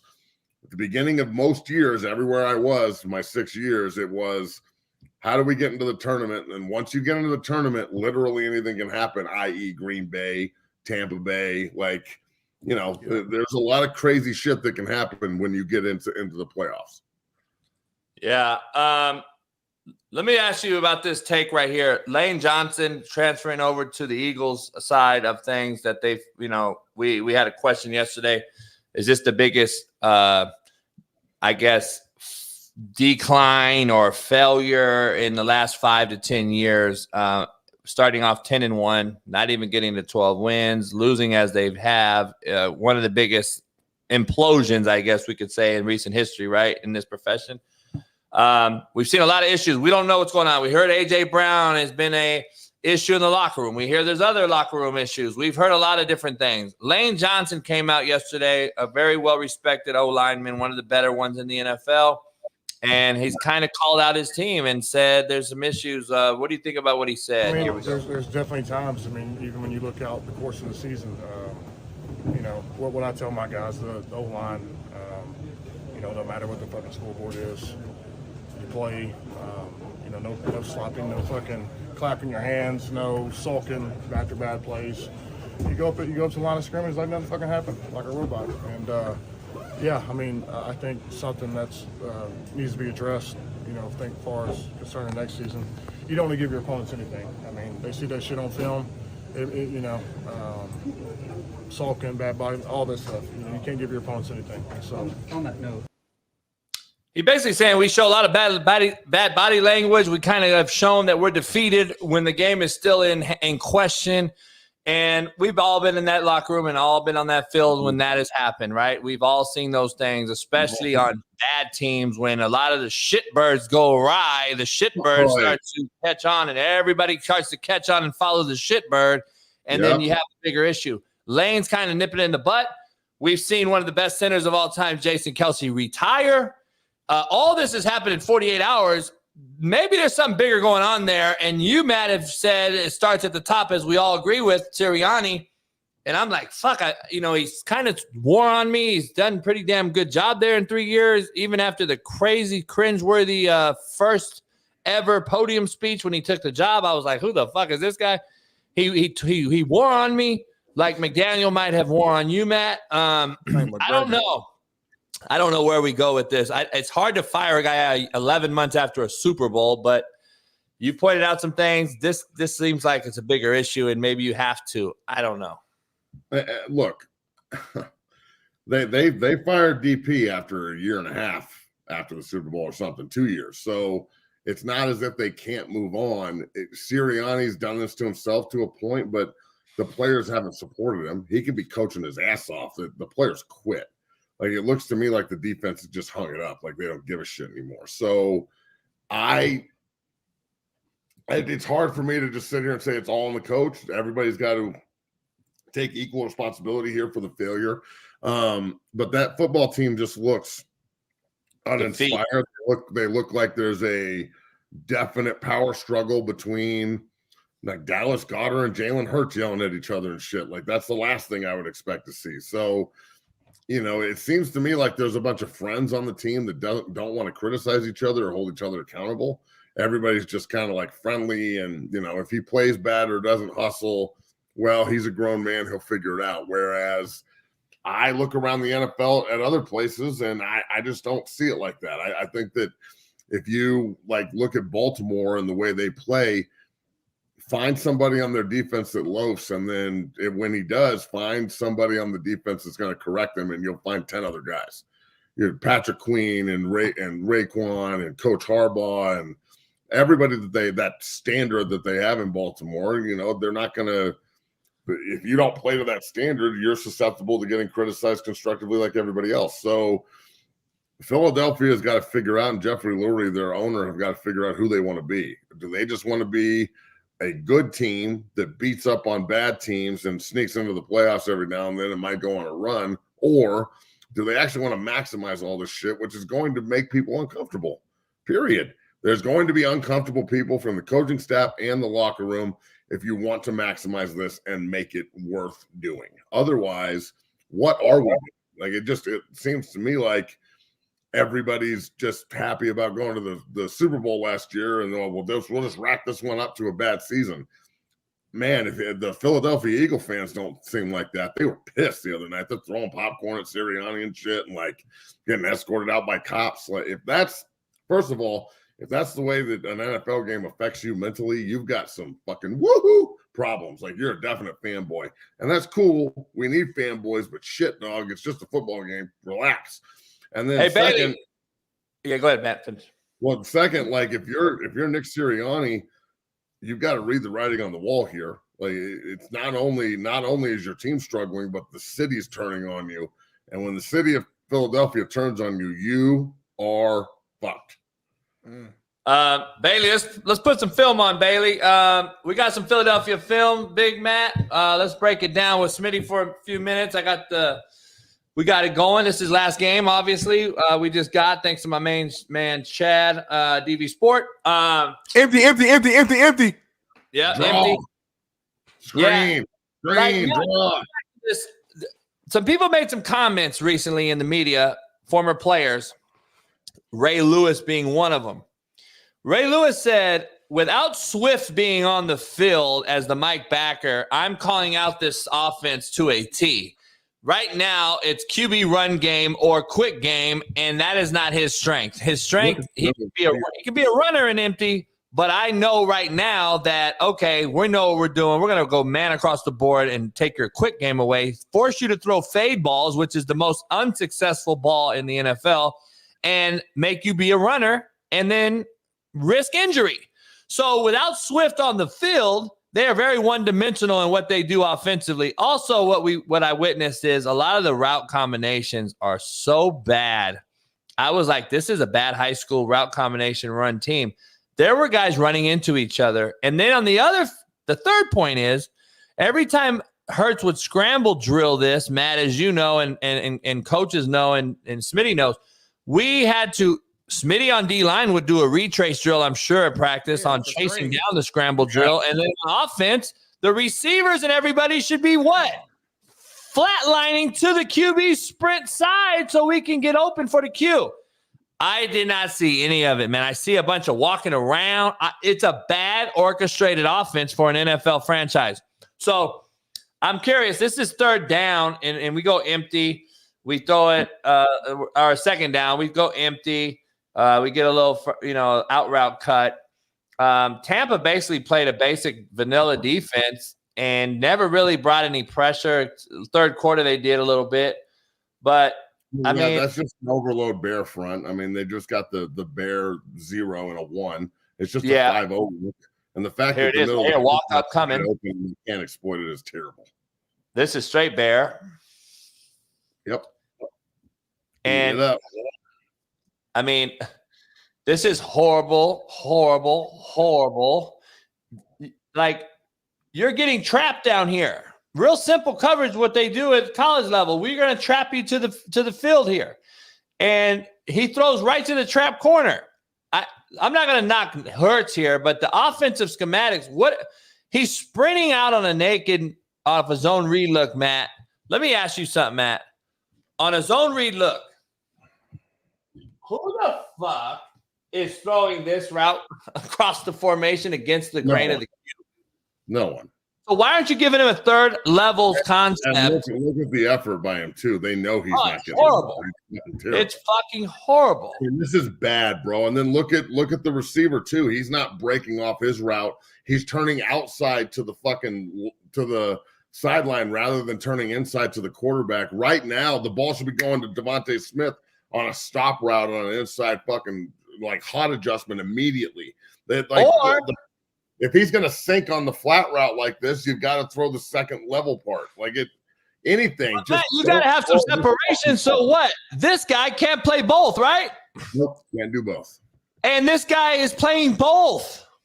But Jalen is predetermined, Coach. You know this. He's not reading anything. Everything he's doing is a predetermined destination. They tell him who to throw the ball to, and then he does it. He says, okay, I'm throwing the ball to A.J. Brown this play. I'm throwing the ball to Devontae Smith this play. Instead of manipulating the defense with his eyes and with the movement and with the motion, they use motion to get guys open rather than using motion to identify what the defense is doing. And in turn, getting guys open. Like, if you don't understand what I'm talking about when I say that, you're a mental cripple.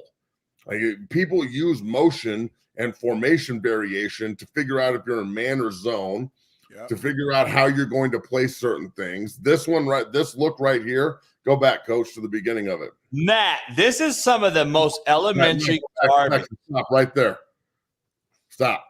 All right, now this right here is an under front, or excuse me, they're 2x2, the tight ends to the, so this is, I would say this is an under front when you're looking at it from a run game perspective. It's an over front when you're looking at it from a pass game perspective. However you want to call it, it's called. But think about it like this. They do this, and they're going Ray to 0, okay? So that's a 3-man slide to 0 if you go back to the back end. And then they commit 7 guys, all right? And they when they do that, the right side right here should be kicking all the way 52, bam, bam, bam, out. And then the left guard, left tackle are both rock one-on-one on the 2 down linemen. So hit play real quick.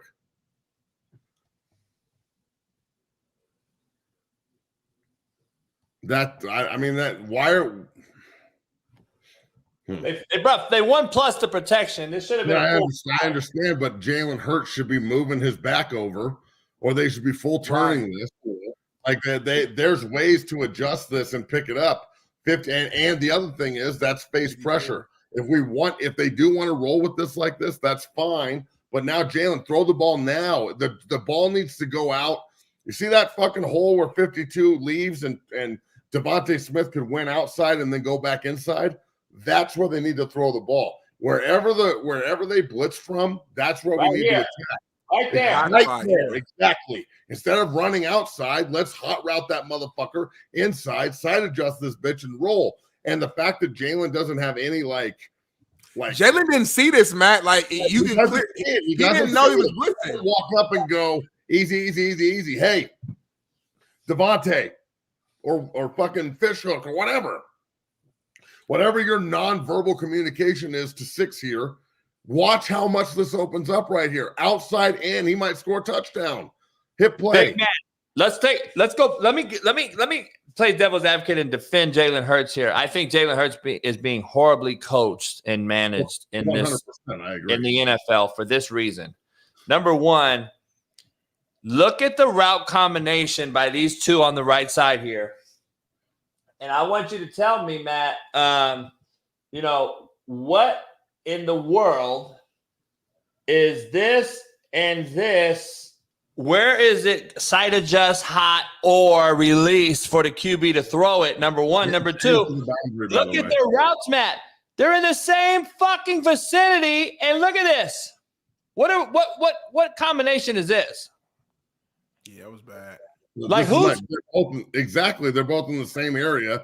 Look at the middle of the field. It's wide ass open, and they're already on the boundary. It's either they don't know what they're doing, or they're just or their coaching is absolutely and unequivocally atrocious. Period.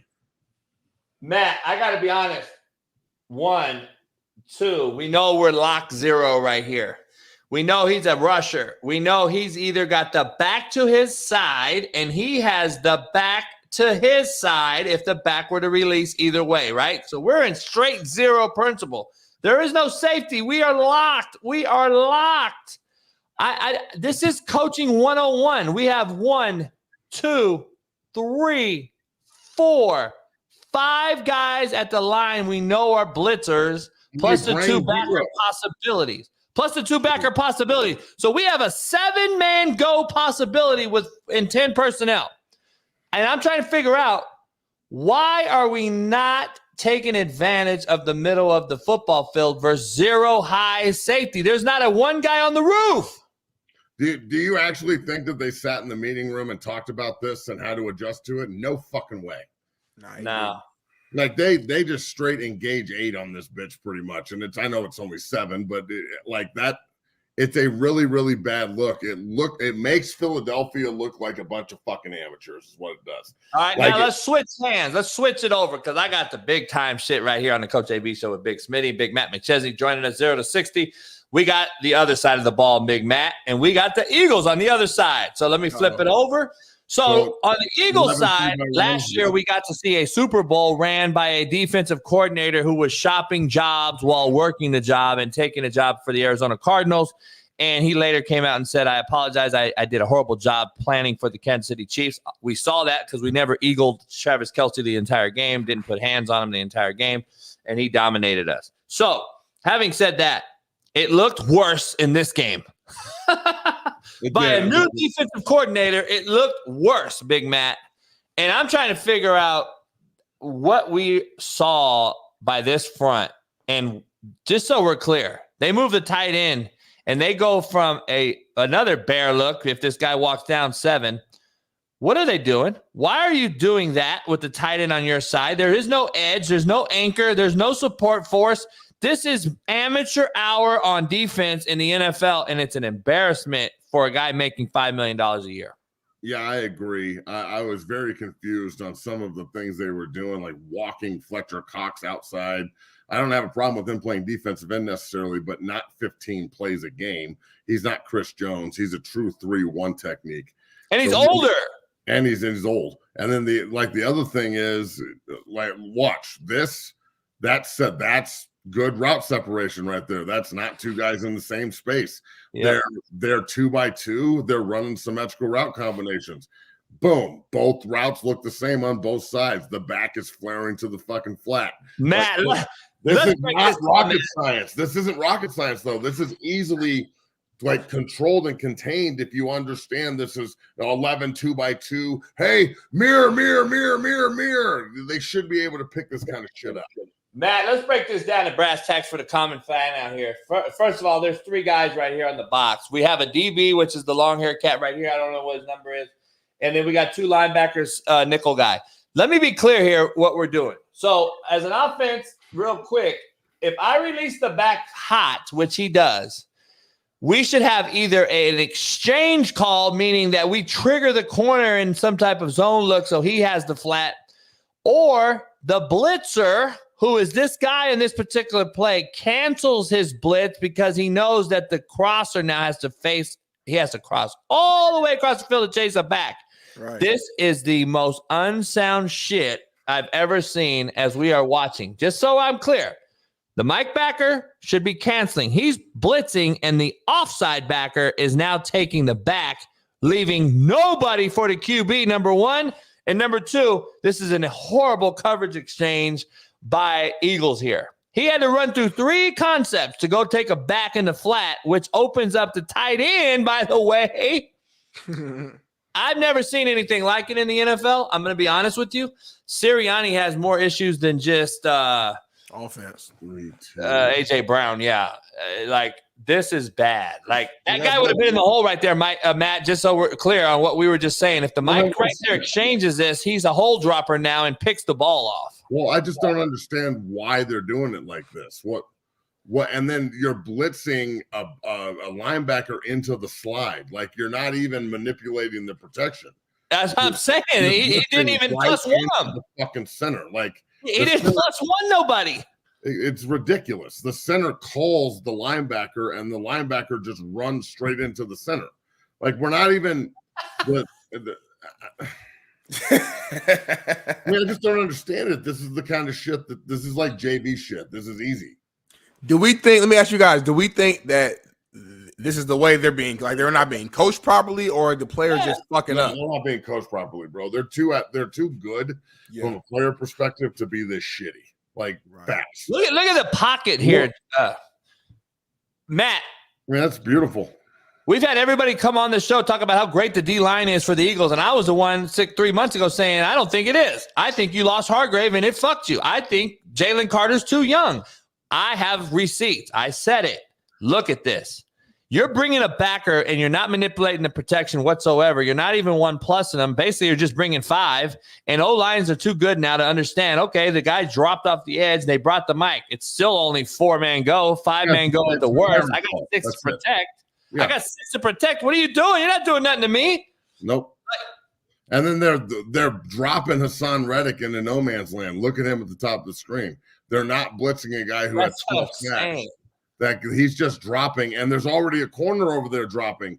That, like, you've got 2 guys now on defense in the same area that in no way, shape, or form are contributing to the play. Why are we over this? Matt, explain this. There's no one over there. What the fuck are you doing? Hey, Matt, tell him we're in a 12 personnel look here, and we got a nub dead side tight end here. And there's only one combination there can run that and the back and the flat. So you have 2 guys here. We understand, right? We got a corner and a Hassan Reddick. That's no lineman. That's tight end heavy at the top, too. Yeah, tight end heavy. And now we know he's not a route runner. Why isn't he triggered? He should be blitzing immediately. Like, he should be pass rushing immediately. The right tackle, who's also the tight end, 41, okay, he's not getting the ball. Okay, he's in for max protection. He's confused. He doesn't know why. Do you think Hassan was taught, like, if the tight end steps to you, you immediately drop back to the? That's what he's. Yeah, especially with the stack by the corner here. Yeah, like, I guess they could slip 41 out, but they're not doing that shit. He's splitting the tight end all the way back too, so they have 3 guys on the best pass rusher on the field. So, right, man, and then look, hold this.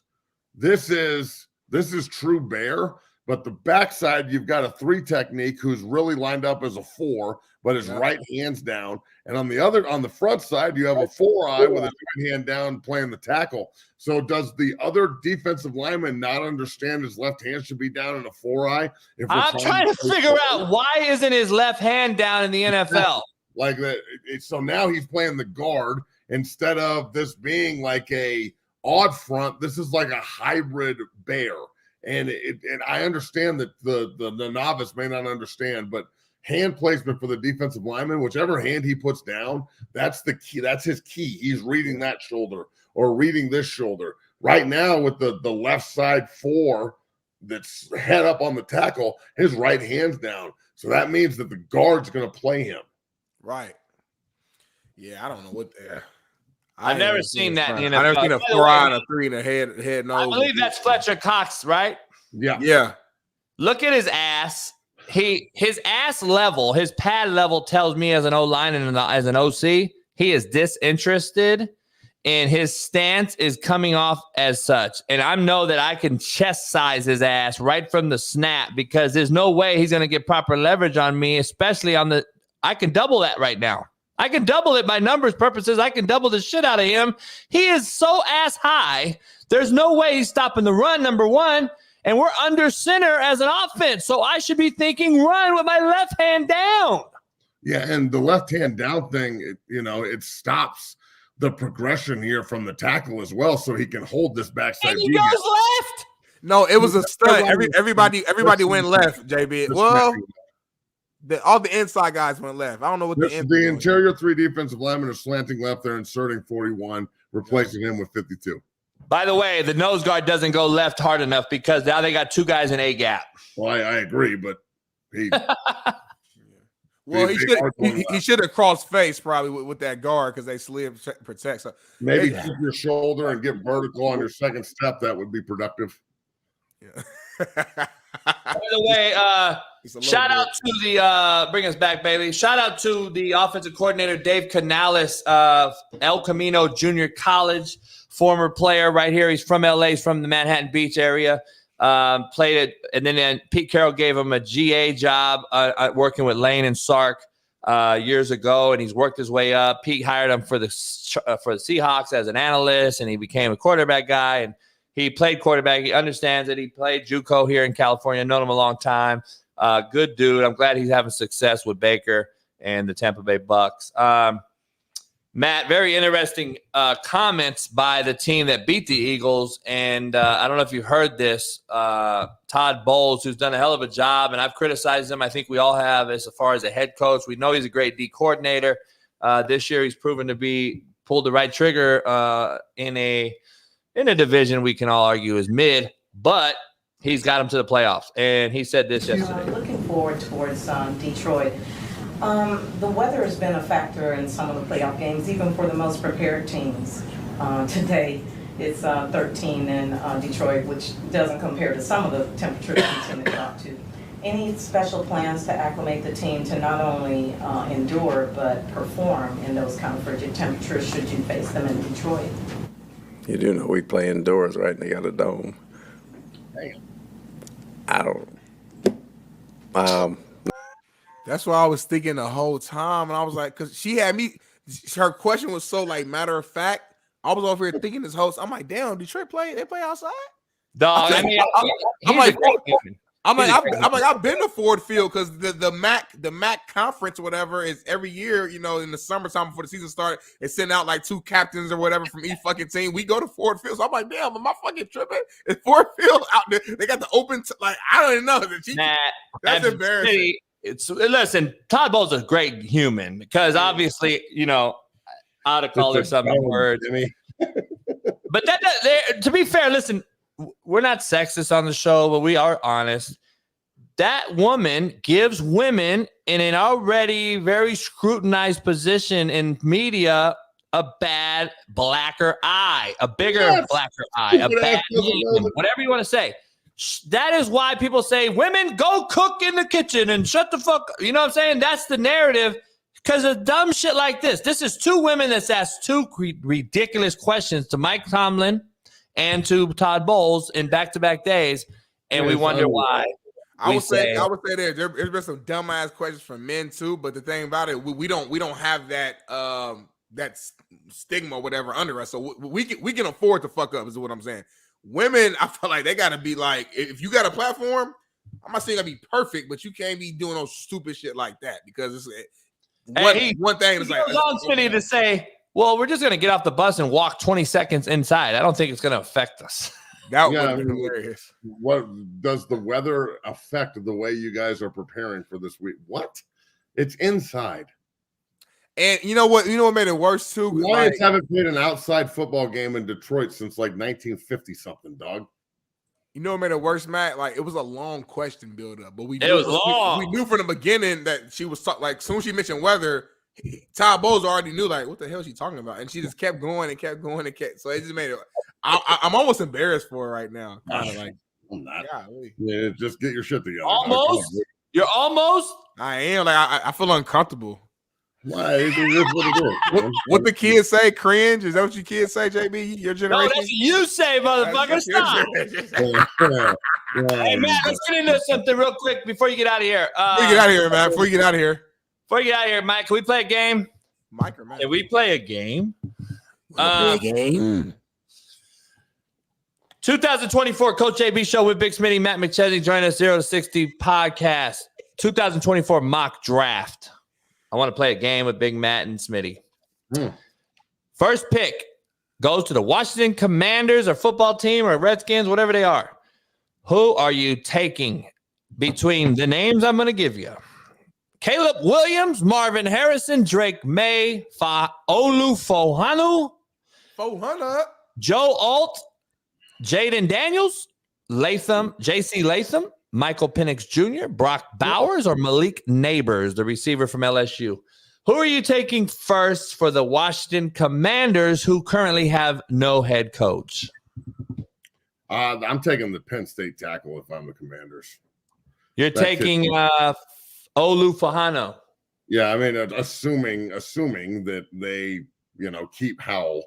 I would take the tackle because they were atrocious on the offensive line, and they've got to find a piece to build around and a left tackle to they need to find a Trent Williams type. They need to find a guy that they can draft and say, we don't have to worry about the left tackle position for 15 years. That's what you're doing when you draft to tackle that high. You know what? I think because I actually like Sam Howell. He's young. Obviously, he made a lot of mistakes. Don't get me wrong, but I don't know. He showed me some promise, so I think they should stay with Sam Howell and build around him. He has some good wide receiver weapons out there. But you can never have too many weapons. I would say go with Marvin Harrison Jr. if you have the opportunity. I know they got Dotson out there. They got my guy from Scary Terry from Indianapolis. Went to Cathedral. But I mean, add Marvin Harrison to that would be fucking ridiculous to me. So yeah, I don't know if you have the quarterback to add all those weapons, though. I think you got to have the trigger man too. I don't know. All right, minute. Yeah, Chicago Bears number 2 pick. Do you take Marvin Harrison Jr.? You take Caleb Williams? You take Drake May? You take Olu Fohanu? You take Joe Alt? When did Washington get the number 1 pick? Yeah.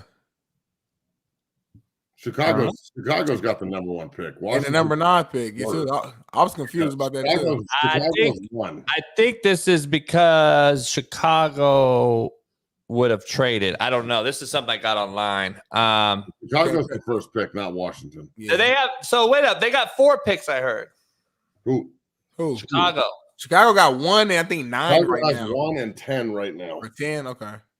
So I've seen that they have 1, 6, and 8. They don't have 6 and 8. They have 1 and 10. You might have saw something where people were putting up mocks of Chicago should, if they trade this, they'll get this, or they do that. Let me pull it up. I think you got mock draft. You got you got catfish, JB. Catfish, homie. I think somebody catfish. Chicago's the number 1 pick. So if I'm Chicago, I'm keeping Justin Fields and drafting Marvin Harrison Jr. and rolling. That's what I'm doing. And or keeping Justin Fields and trading the number 1 pick for the number 3 pick and keeping the 10th and getting the 27th pick and getting 3 first rounders in that. This was a mock-up if they traded and Washington got the number move up. Damn, they fucked you. They tailed you, bro. They got you. It don't matter. There's still the same body. It's still the same teams involved. So Chicago at 1. Marvin Harrison. I draft.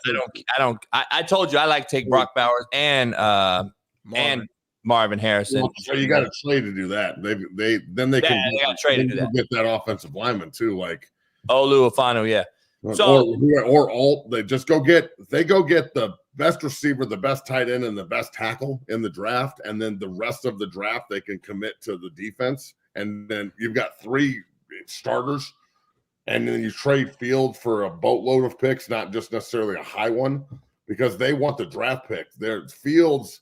If you're going to keep Fields, that is a way for you to trade draft picks and build around them. If you're going to trade Fields, you've got to take Caleb or Drake or somebody number one, and then you don't get the opportunity to trade that pick. So The other interesting part of this, the other interesting part why Harbaugh's so high on the Chargers, in my opinion, I think they have the 5th pick in the Chargers too. They have an opportunity to take Brock Bowers. They have an opportunity to take somebody that's different maker as well. Already with a loaded Keenan Allen. Luckily they keep the running back, obviously, if he can stay, and they keep his contract right in Eckler. But I don't know what you got to cut bait with Mike Williams. Yeah, you got to cut bait with Mike Williams. He's just injury-prone guy. Well, if they hire Belichick, the whole team's going to get cut. So other than Herbert, he'll just get rid of everybody's ass. If they keep Harbaugh, I think Harbaugh will be more conducive to keeping veterans like Keenan Allen and Khalil Mack, guys like that. But the problem with the Chargers is getting them to play. Like, they have Darwin James and Bosa and Mack and fucking Keenan Allen and Eckler, and they got fucking dudes they are loaded. Their roster's so good. And nice uniforms and shit. Fucking LA, they got everything. Tackled kid, he's a baller, and they got dudes everywhere, and then they charge her. This is what they do. So fuck. Yeah. All right. I want to break down Phillip Rivers before you leave. I want to break his son down. He has a son named Gunner. And he's been named freshman. He's been named freshman All-American. I didn't even know high schools did freshman All-Americans. I got to be honest. I'm a truth teller on the show. I think his son is absolutely fucking atrocious. Oh my God. Can we show the video? Don't kill a kid. He's 14, baby. Fuck. You gonna kill a kid. I'm not killing a kid. He's not a freshman All-American. He's not better than that. I know fucking 12-year-olds that are better than him right now. Yeah, but he's 14. Okay, but I know 12-year-olds that are better than him. How is he a freshman All-American? Well, I don't know. I've never seen any film on him before, but he can't be that bad. Where's the film at, baby? Do we have film on him? And okay, he's All-American. He must have stats and numbers. We got video coming in. I want you to see the video of this too. I want you to see the video of him, and then just tell me, Matt. You know football. The son Gunner. Yes, his name is Gunner.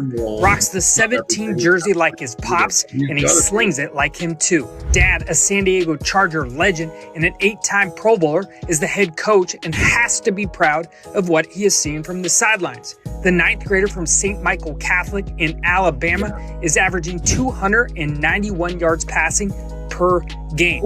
He has thrown 13 TDs in 4 games, and his 1,164 total passing yards is 4th in the state. He is off to a hot start to his career and is emerging on the scene as a certified stat freak.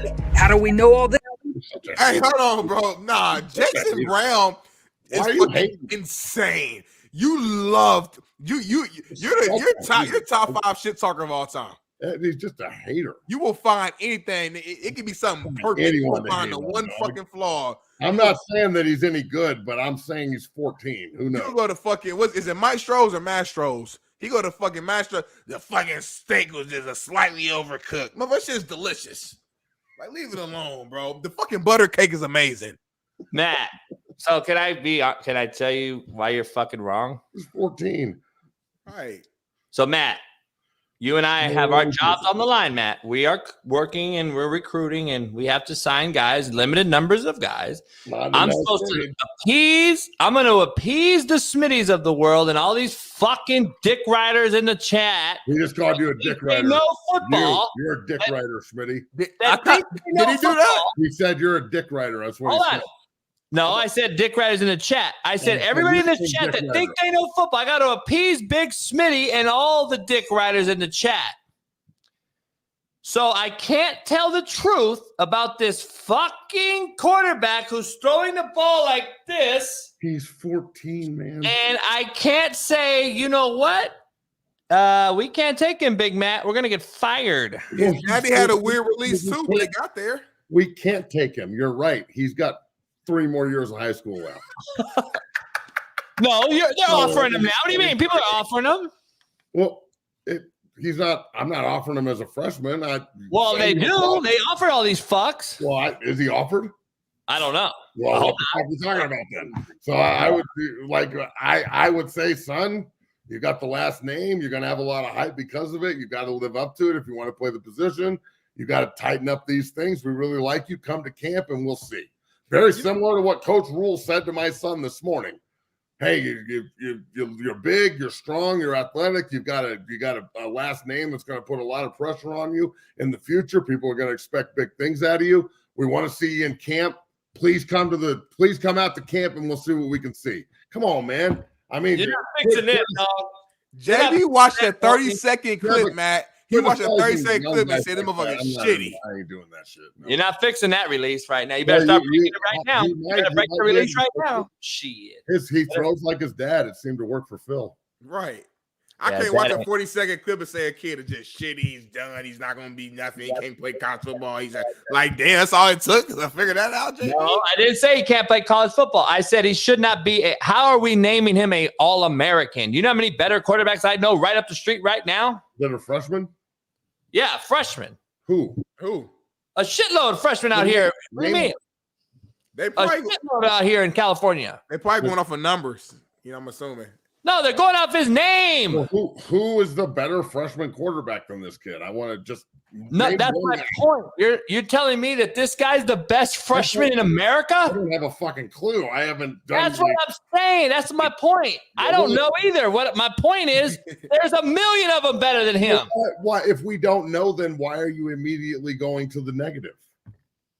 If we don't know, then how is he the named All-American? That's my point. But the people that named him All-American obviously did know than us. They study. They look. Because his daddy's name is Rivers. That's not the only Not reason. every single player that has a father that played is any good because their dad has a last name. You got to get stats and numbers. You got to have performance. So, like, you acting like the motherfucker go out there and had 20 picks into 7 touchdowns. He's All-American. Like, look, as a father who has a son who is this age, who has a last name with a lot of people looking at it going, there's an expectation behind this. My kid's not going to be, if he does turn out to be what I think he can be, it's because of him, not because his last name is my last name. Like I think that's awful.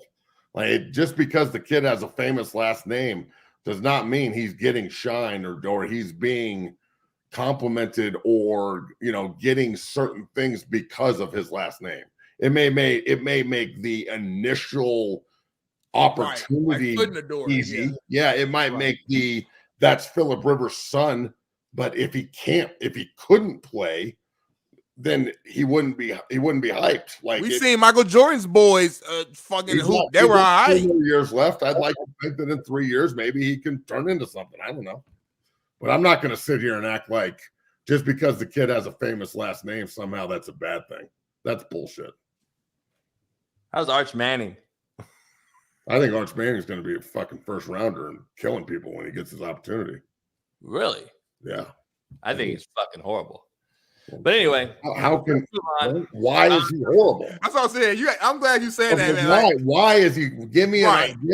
Why is he horrible? What are you basing him being horrible? He hasn't even played yet. Well, I've watched him spring game. I've seen him in 3 games play, and I'm just telling you from what I saw, I think he's going to be horrible.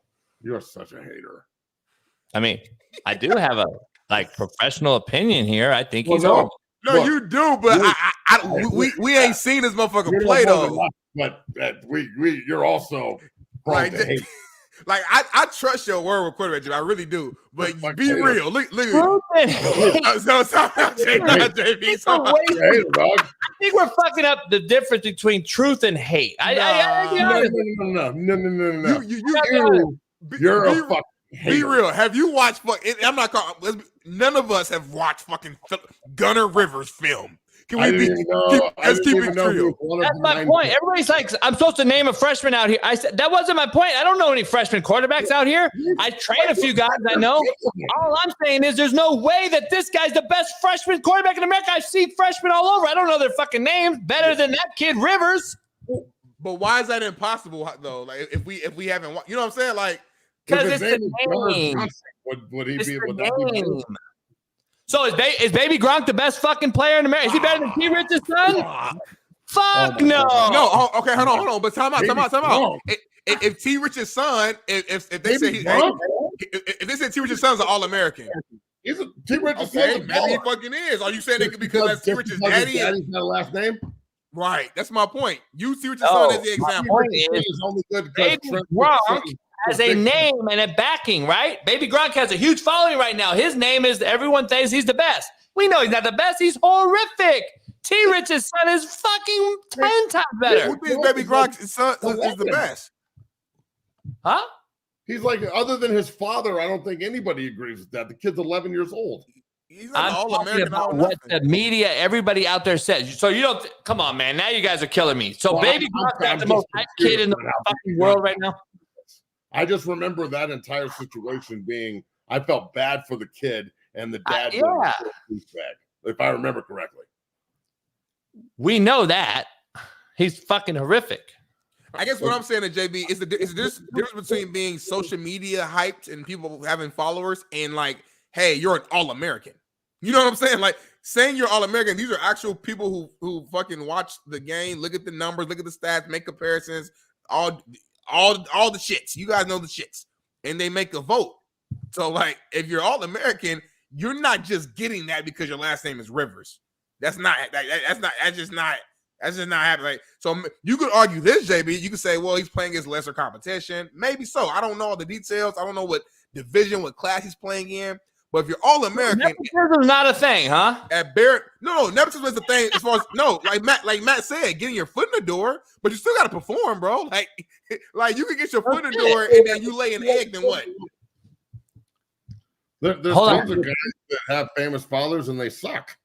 I get that. You guys are missing the whole point. Am I the only one that gets this point? So you're telling me that you can take a kid like a Rivers over a kid like Smitty who doesn't have the name and will get bypassed for a scholarship. Guess what happens? The kid Rivers is a bust and a shitbird. The other kid has to go to fucking JUCO because he didn't get the scholarship and you never hear from him again. That's nepotism, homie. I've seen it. I'm a coach that did this for a long time. And you're totally assuming that this kid is going down the same road, and I'm saying that's bullshit. No, I agree with that. I agree with you on that. I'm not saying he's going down the same road. I'm just saying from right now, we make assumptions and anoint these dudes so quickly because of their name, and they end up being a fucking bust. So I don't understand how you can say that just in a broad sense, people that have early success end up to be busts. I don't understand. Like if anything, wouldn't this just give the young man more affirmation to go work harder? Say, look, I was a freshman All-American. Now I'm going to fucking double down and go like maximize my last name and be that guy. Go play at NC State, like follow my dad's footsteps. I think that's awesome. Hey, Matt, I got you for 2 minutes. I got you for 2 minutes, Matt. I got to transition. I got to talk to you about this.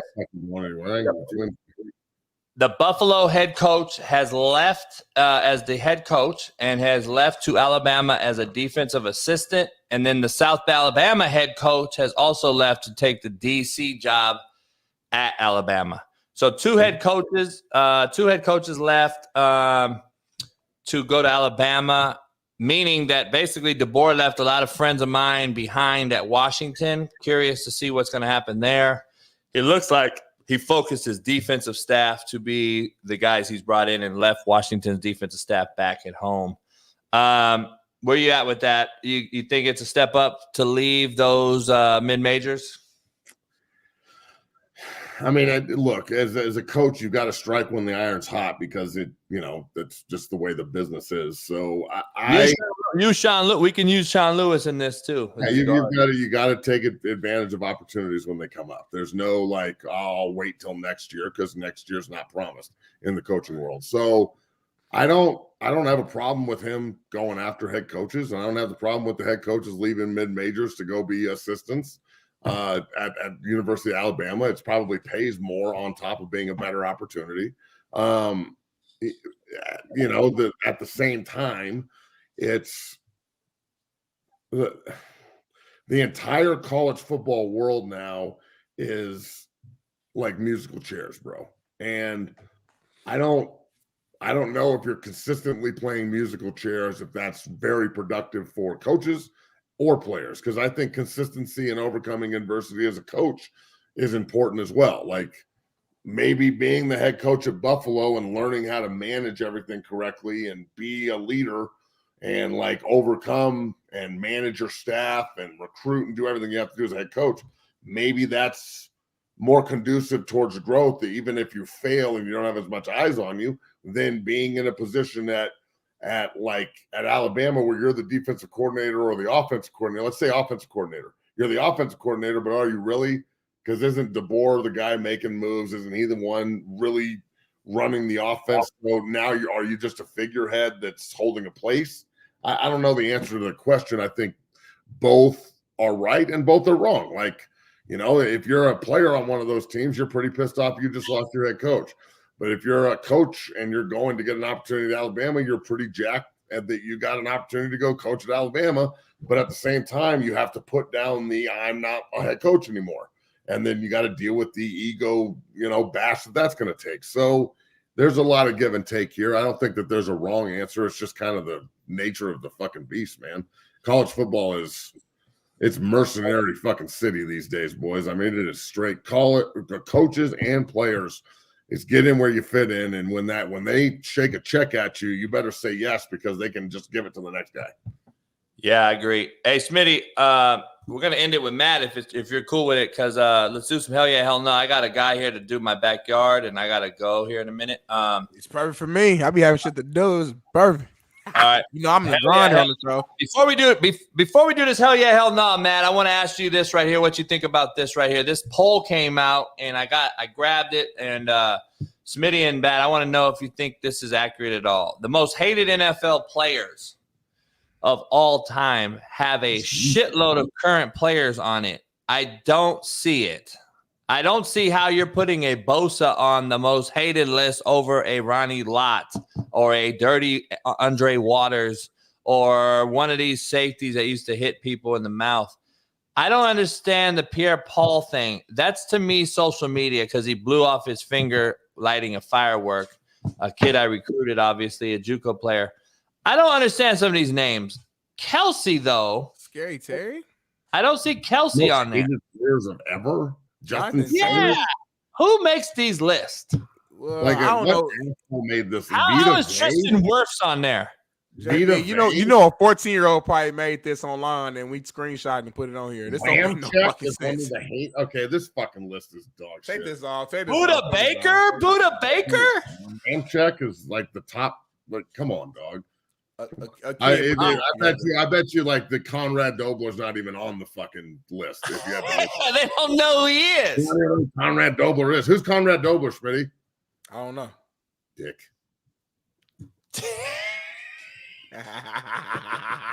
Oh man, he turns 30 Friday, Matt. You got to give him till 30. Matter of fact, 30. Are you give me a birthday gift? Am I gonna get you a birthday gift? Anything? I mean, a gift card. You gonna send me a Colorado gear, like fucking alumni jacket, a hat, or fucking tickets to the first game. I got Malik a new job. You buy your friend's birthday gifts, but Malik's gonna play somewhere else. You buy your friend's birthday gifts? I'm gonna get you one, Matt. Your birthday's coming up in a couple months. I'm gonna get you one. My birthday's in November, and I don't want a gift from you because you know who did it. But if I give you a gift, you gonna fucking accept it, Matt. All right, look. Hell yeah, hell no. Here we go. We got 3 hell yeah, hell no's, Matt, because before we end the show. The Chargers are more of an attractive job than the Cowboys. Hell yeah, hell no. Ooh. Is there a more attractive job than that job? No. The Chargers are the more attractive job than the Cowboys. Hell no. No.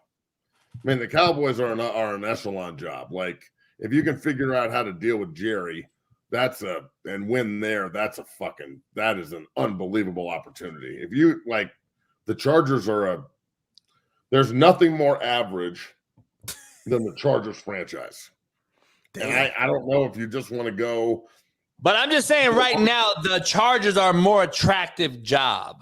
I don't think they are, no. I think that Dallas is coming off 3 straight 12-win seasons. They've got people in place where you have a 1-year window to see if you can go fucking hit big. Like, you got Dak on contract for a year. You got all these guys, CeeDee Lamb and all these cats. Micah Parsons still on a rookie deal. Like, that's an opportunity next year if they want to fire McCartney and bring in Harbaugh or Belichick or somebody. We can't break it down to brass tacks. You got to just roll with what you got and see if like your dash of madness as a coach is what they've been missing. And if it works and they like make a Super Bowl or win one, and I know that's blasphemy, but then all of a sudden, then you're in a position to go re-sign everybody and keep moving forward. If not, then you're in a position to like get rid of everyone and rebuild from the top, from the bottom up. So I think that makes them more alluring than a team with a ton of potential that I don't know if you're going to keep any of the fucking aging back. Like you're going to keep Herbert, but Eckler's gone. Allen's gone. Like Derwin James, I don't know if you're going to bring him back on that number. Khalil Mack, he's old. I don't know if you're going to bring him back on that number. Bosa is underachieved significantly for being one of the best quote unquote D linemen in the game. He sure is average at his position. He's good at times, but he is not his brother. They've got, I like the Murray kid, the Murray Jr. kid at linebacker, but he's a liability in the pass game. They're atrocious against the pass. Their offensive line's young, but at the same time, they struggle with health. So it's other than Herbert, I don't think that there's a whole lot to build around it in LA. The only issue I have is that Herbert and that team and that roster has been, in my opinion, disserviced with the head coach. I agree. It's terrible. Terrible. And in Cowboys, they go through coach after coach after coach, and the common denominator is Dak Prescott. I want to see what Herbert does with a fucking legit coach. I wouldn't be opposed to that, but I'm saying like planning for the future. I put it like this: I wouldn't be surprised if Justin Herbert is playing for the Cowboys in a year or two instead of Dak Prescott. Like, I wouldn't be surprised if Justin Herbert is going, I don't want to fucking be in LA with the Chargers anymore. This is a slapdick organization, and I'm demanding a trade. And then he just all of a sudden, the people in Jerry World are like, well, fucking Dak's out of here in a year. We'll trade you Dak for Justin right now and give you a draft pick, and we're rolling. So if I'm Justin Herbert, at some point I'm going to look in the mirror and go, I don't want to fucking be in LA anymore. This place sucks. Hell yeah, hell nah, Big Smitty. Joel Embiid is better than Joker. Hell no. Now we're talking about just a pure, just like one-on-one guard on the basketball court. I can see Embiid winning that, you know what I'm saying? But from a standpoint of team basketball, which is what it is, no, Joker just got he got a jury on his finger. I can't, you know what I'm saying? I can't say that. Hell no. Look, they played last night and Philly got a win, 126-121. Embiid went for 40 and had a great game. Joker went 25 and 19. On the road in Philadelphia, we would expect the Sixers to take care of business. They did. They play out here again on the 27th. And I think that I want to see them play. Every time Embiid comes to Denver, he doesn't play. I know. He constantly dodges Joker. So Joker is not I'm going to like miss games on purpose type. He doesn't like figure out ways to take breaks. He's always there. He knows that if he's not there, the Nuggets can't win. And Embiid hasn't figured that out yet. So Embiid is a me guy and Joker's a team guy. And that's why Joker's got a ring. And honestly, the Nuggets, they're kind of like mulling around that 3-4 seed right now. They'll pick it up after the All-Star break. I'm sure they'll finish, probably 1, 2, or 3 in the West. The Clippers are playing their ass off right now, but let's be real. They're the Clippers. Something will happen, and they'll fuck that up. The Nugs have every opportunity in the world to go repeat because I don't know if anybody's going to be able to fuck with them in a 7-gamer. Yeah, man. I do think those are the two best big men in the league, though. I do. Yeah, I agree with that 100%. Hell yeah, hell nah. Caleb Williams will still be the number 1 pick overall. Man, I'm gonna say hell no. I'm gonna say no too. Yeah, I'm gonna say no, and just because that's changing the narrative of what everyone's been saying, right? Yeah, and just because I think it's going to be, I think Chicago is going to look at themselves and go, okay, we want to keep Justin Fields, and if we can't get a fucking king's ransom for the first pick, we're just going to keep it and take Marvin Harrison Jr. and roll.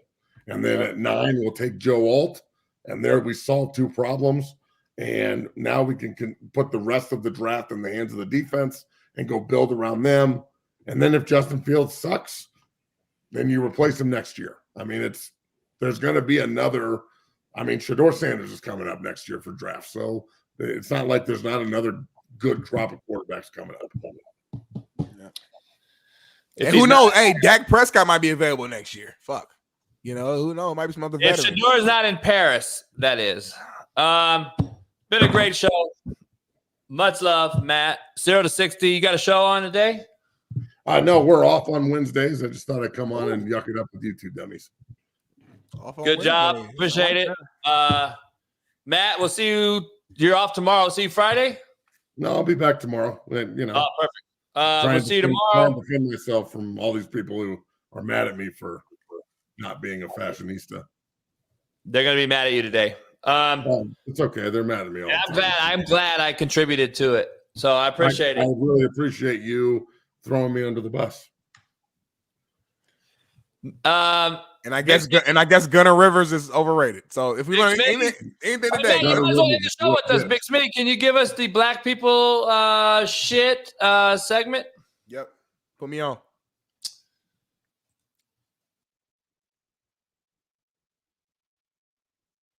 Black people shit graphic. Bailey, let's throw some black people shit out there. And the first one I got to show you is this thing right here. It's a picture. This is a guy who got 5 girls pregnant at the same time, and all the girls are taking a picture together. If this isn't black people shit, I don't know what is. It says, look at our beautiful family. And then the girl said, staying happy for my baby. He's going to be born into a big family. And then these girls said, her due date is close to mine. We'll all make our babies twins. And then they said, we decided to have the baby shower on the same day. I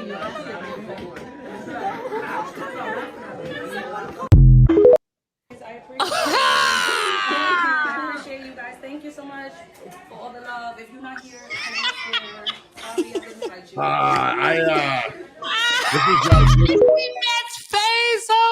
This is so fucked up, dude. Like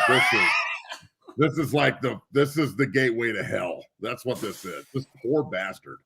Like, dude, wrap your shit up, you fucking disgusting human being, you. What is your deal, dog? That is gross. What girl does that? He's got to listen to 5 pregnant women at the same time. 1, 2, 3, 4, 5. Oh, yeah. All right, white people shit. We got some white people shit.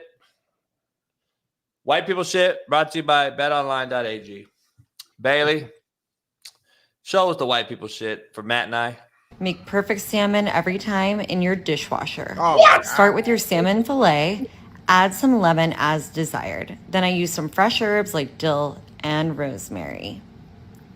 Next, I came in with a little garlic and some butter and salt and pepper to taste. Now be sure to wrap your salmon up so it's airtight. You don't want any holes or seams. Or dishwashing fluid. Pop rack your dishwasher and put it in for a full cycle on hot water and heat it dry. You want it to get to 145 degrees. When it's done, pull it out, open it up, and enjoy. You have a beautiful, perfectly cooked salmon. So good. You gotta try this. See, that's how salmonella. How you say it? Salmonella. That's how swine flu. That's how all that shit was created. Bullshit like that. You put fucking salmon in the dishwasher. You get the dog licking all over your fucking hand and touching it and fucking. That salmon wasn't even pink. It was white. That's just not cool. That pisses me off, Matt. That's just not cool. It's As just a not guy cool. who loves food, Matt, that pisses me the fuck off, bro. All right, Matt, we got a new Every time segment, I go Matt. over to a buddy's house, I got to worry about whether or not they're cooking in the toilet or the dishwasher. What's next? We're gonna fucking make like washer and dryer salad. Yeah. All right, Matt. We got a segment called Real Talk or Jaw Jacking. Oh, okay. And this one right here, you got to tell us, is it real talk or jaw jacking? So We're going to go back to white people shit, too, before the show ends. Real Because talk a or man jaw jack? sleeps with another woman does not mean he doesn't still respect you. That doesn't mean that he doesn't love you. No, she means nothing to him. And if you think I'm gonna give up my life for a man that loves me and respects me and take care of me, he didn't claim her. He put that ring on my finger. Okay. So why am I gonna leave over someone that doesn't mean anything? He's a man. He's just gonna be a man. That's it. My soon-to-be husband, like, he treats me well. He respects me. I don't have to ask for anything. But at the same time, I also do what I'm supposed to do with a woman. I cook, I clean, I suck, I fuck, I shut the fuck up. So I know how to keep my man. I'm not going to say that she's the end of it was sounded great. That's real talk, homie. What's up, Smitty? I'm sorry. I know that you're married and you can't agree, but the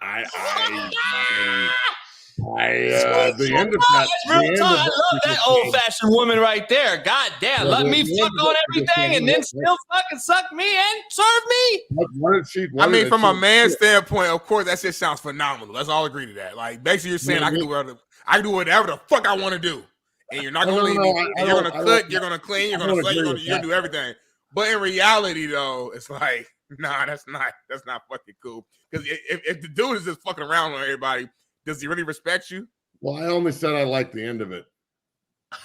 I wasn't directing at you, man. I was just speaking to Joe. I just saying at the end of it where she said, clean, cook, suck, fuck, shut the fuck up. That sounds awesome. She can't talk, man. She can't talk about. She can't say nothing to you, man. I didn't come up with this shit. You can have a conversation, man. I'm just saying, dog, when you back in the day when you would look at your buddy and go, the perfect woman, 3 feet tall, no teeth, flat head. I used to say that all the time. hey, hit the like button, man. Get the fuck up out of here. Hey, y'all. real talk. And this is real talk section right here. This is one of my favorite coaches in the world, Matt. Take a listen. The average coach out there, though, who's not where I am, you can't do your job anymore. And people can say you got to change with the times. How does changing with the times help you have better relationships with your players when it's all transactional now? So what kind of relationship can you have with somebody that is telling you, I might be here 1, maybe 2, maybe 3, maybe 4, or I might be at 4 schools in 4 years? And it has nothing to do with the money. Forget the money part. This is about the ability that you can just walk out anytime you want. Real talk or jaw jacking? I think it's real talk through the roof. And, you know, I agree with him 100%. And my mindset on this has changed a lot over the last calendar year. And I think the transfer portal is going to be the reason college sports is in 10 years from now, we're going to look back at this and go, wow, we really fucked this up. Yeah, real talk. I agree. It's just out of control. There needs to be some level of regulation to where these kids are not just hopping around. Like, again, I don't mind you transferring, but when it's to the point where it's 4 schools in 4 years, it's like, come on, bro, commit to something. Yeah. We got to end the show with 2 segments. We got 2 last parts. We got 1 white person shit and 1 black person shit. 1 black people shit, 1 white people shit. We could say it plural and singular, just so you know I am grammatically correct if I want to be. I do have a couple degrees, motherfuckers, so shut the fuck up. All right. I got the white. Let's do the white people shit first because the black people shit's going to get it cracking. The white people shit is right here. I thought it was perfect for Smitty and I. Today's episode of white people doing shit that shouldn't be done, but it looks pretty cool anyway. We have a man making a fucking death machine. It did look dope. It looked like it's cool. Like, what's great? I like that shit like this because it entertains me from a viewer standpoint, but I would never do it. But it looks cool. But black people shit, Big Smitty, we got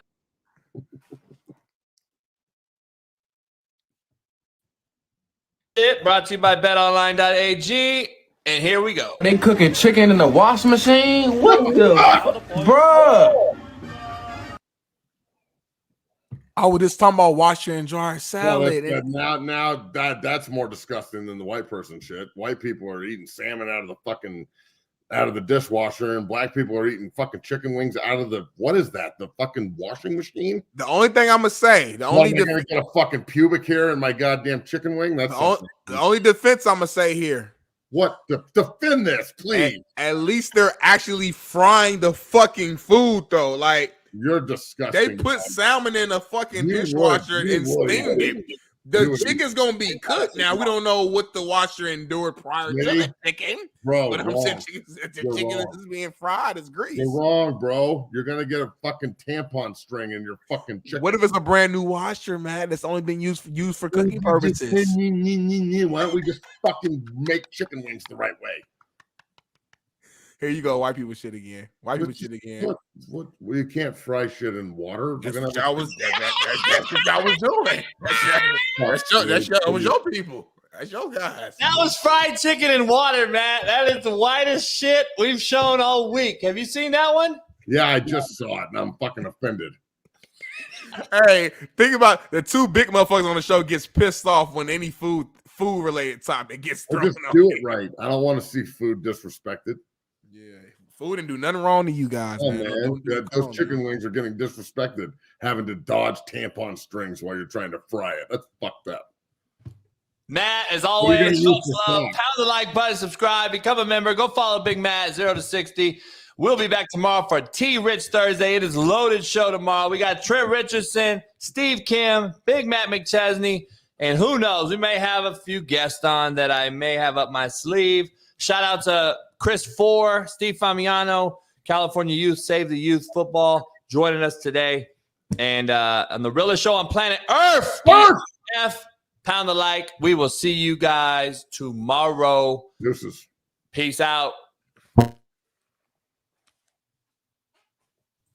Missing, we switched it and filled the gap. Smitty and Jason Brown, we killed it, yeah, it's a wrap. We what the games we missing, we switched it and filled the gap. You are now tuned in to the Coach JB